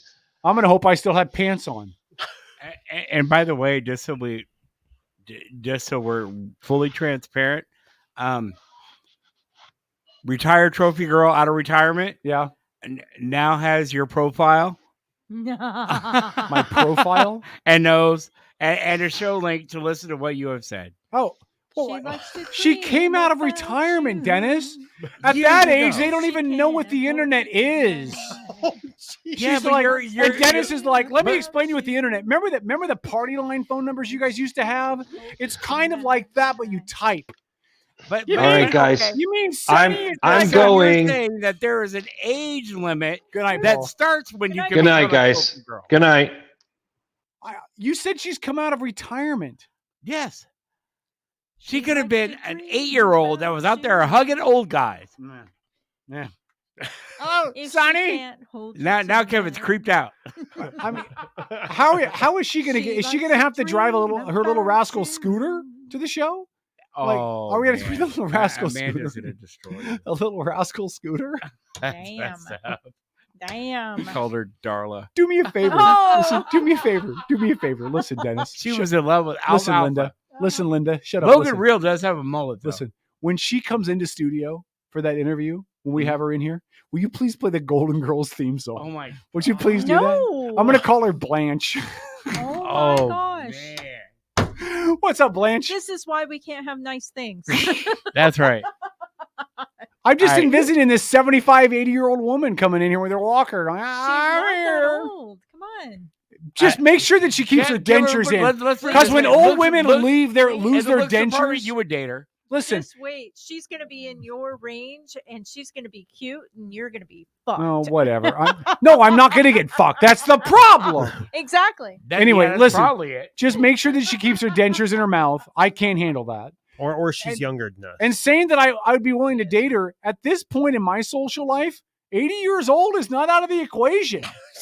Wow, let's be honest. Betty White was Betty Wright. They have some of the best meds, let me tell you. Well, and the dentures come out. I'm trying really hard not to swear. Good on night, the show. ladies and gentlemen. Do you guys know that I'm going to college for biblical studies and I still swear on the air? I know. We need to stop that. Can you guys help me stop that? I need to break that habit. Really? Yes. Yeah. Every time you swear, you owe Dennis money and a steak. Oh, money and a steak. Oh, money and a steak. Kevin just got really poor. Shoot. No, his mouth just got really fudge. clean. Oh, fudge. I'm going to gain all my weight back. Fudge muffins. Oh, fudge muffins. Fiddlesticks. Fudge muffins. All right. And shoe fly. Yeah, for biblical studies. Yeah, I know. I saw biblical that. studies and theology. Yeah. Say biblical theological good night. Are you getting your master's? My master's, yeah. Okay. In biblical studies and theology. Good for you. And I'm not going to get a job with it. No church is going to hire me. Are you serious? Who's the master? I want my master's. Show enough. I want my master's in biblical studies. I want to understand it deeper and fuller. I just want to understand. Let me know. I am the last dragon. If I need what? Borrow my books. What? You have a Bible for me to borrow? No, Strong Concordance and others. Oh, I'll let you know. Yeah. I need to. In fact, I need to reach out to the. So right now, I'm waiting for my acceptance letter. I'm waiting for an acceptance letter from the college, which is great because if they've watched this show, they're gonna like no. Pray for an answer. They're gonna be like, yeah, God will tell you when it's time. Tom. I'm. What are you surprised about the biblical studies? A little. It's like you were talking about wanting deeper understanding, and The anthropologist goes off in my head. That's all. Well, so this is biblical history and theology, and so I think listen, your anthropology does not outweigh my faith, because I believe, unlike many Christians, I believe that it all makes sense in the end. Yep. Oh. The anthropological differences, evolution, afterlife, creation, Big Bang, all of that, I believe that in the end it all makes sense. I don't believe that our human brains are supposed to understand it. I believe it's bigger than us. Mm-hmm. But I believe when I die and I go to heaven, assuming God lets me in, I believe it'll all make sense. There'll be an awakening. There really will be. You'll go up there and you'll be so creationism and the Big Bang are the same thing. Because linear. Big Bang happened and God had to create the universe, and it happened, and evolution and the whole 10,000-year-old Earth thing. People are like, well, if you don't believe the Earth is only 10,000 years old, you're not a Christian. That's blasphemy. I don't believe that for a second. Because I believe that in God's way, everything makes sense. So I don't need to understand it. You know, the Buddhists have a word for that. What's that? Nirvana. Nirvana, the worst rock band of the 90s? No, yeah. that not is the band. That is enlightenment. Oh, okay. Yeah, Nirvana, the worst rock band of the 90s. Whoa. No. Yes. Nirvana is a Buddhist idea. But whatever. It's for gaining a far deeper understanding of WS power structures. What's WS stand for? White. I WS. was going to ask you. I figured you would know. You work in the woke area more than I do. WS power structure? I don't know what the WS, white supremacy power structure, maybe what she's saying? Maybe that's what she's saying. Supremacy? Maybe. She'll tell us in a second. Yeah, I don't know. She said, serious question. Are you struggling with your faith and hoping this will resolve it? I don't struggle with my faith. I struggle with my execution of my faith. I struggle with being a better person, honestly. Because I'm generally a piece of shit. Mixed in with really good moments of not being a piece of shit. But generally, I feel like I'm a bit of a piece of shit. I think you're hard on yourself. I am very hard on myself. So I hope that as I gain a deeper understanding, I'll gain a deeper peace within myself of who I am within God's plan, and I can be better at being who He would like me to be. And it's for self-growth. Yeah, it's a good reason to do anything. What? Stretch out your arm for a second. What? Oh, okay. What, my tattoo? Or the fact that I'm losing all this weight? Oh, it's a gun show! Anyway. I thought there was something on your inside of your elbow. No, there's nothing on the inside of my elbow. No. All right. And you think attending Bible school will help with that? Yeah, I think it will. I think education is really important to me. I think learning. Mm-hmm. And I thought about going to school for a number of things, none of which are going to impact my career path. I'm a federal employee. I've got 10 years till retirement. I'm not. Do you really? Well, I'm 52, almost 53. Isn't retirement 63? Not for our age group. Well, I got a 401k and a retirement plan and the property. So I won't get to retire. But I'm just, then I can do radio every day of the week. No, I think it'll help. I want to learn. I want to understand things. I want to get a deeper understanding of faith and the history of the Bible and all of that. I think it'll be good for me. I just love to learn. So if I've got this free time and listen, let's be honest. If we're going to be honest, then we're going to go. When my mom died at the end of February, I was left with a whole bunch of free time, extra time, because I wasn't taking care of her anymore. Right. So what am I going to invest that free time in? I don't have a relationship. I don't have a significant other. Mm-hmm. I don't, my youngest daughter within the next couple of years will be out of the house. Mm-hmm. What am I going to do with myself? What am I going to do with my time? If I can continue to learn, it keeps my brain agile. Sure. I do want a kayak. If I can continue to learn, it keeps my brain agile. Right. Yep. I believe that learning and brain agility keeps away Alzheimer's. Mm-hmm. I don't believe that there's any proof to that. It's just something I believe. There is actually. Is there? Yeah, keeping there active, is. Learning new things. So I believe if I keep learning new things and doing new things, and I thought, what's going to make me a better person? I believe better knowing of my faith and biblical principles helps make me a better person. I don't believe that learning general study stuff necessarily makes me a better person. Mm-hmm. Now, Holly said, wouldn't spending more time caring for God's people, doing for others versus yourself better help you to achieve your goal? If you have all this extra time, there's tons of need out there in volunteering space. The problem is I don't have time where I can volunteer where they want me to volunteer because all my time's after 6 p.m. Mm-hmm. Honestly, I mean, and volunteer abilities at that time of night are limited, especially when I got to be up at 5 a.m. to go to Seattle for work. All right. That's going to wrap it up. We love you guys. We appreciate you. Holly, if you ever want to actually have a serious conversation, you can message me. Like we can seriously talk about some of this stuff. I have a lot of good questions. Otherwise, I'll see you on the show when I see you on the show. The show returns Sunday at 8. I'll be back in studio next Wednesday, assuming that I come back from Vegas and I'm not in a jail cell or married to a waitress that I don't even know her name. Good night, everybody. Have a good night. That's a movie plot. Love you. See you.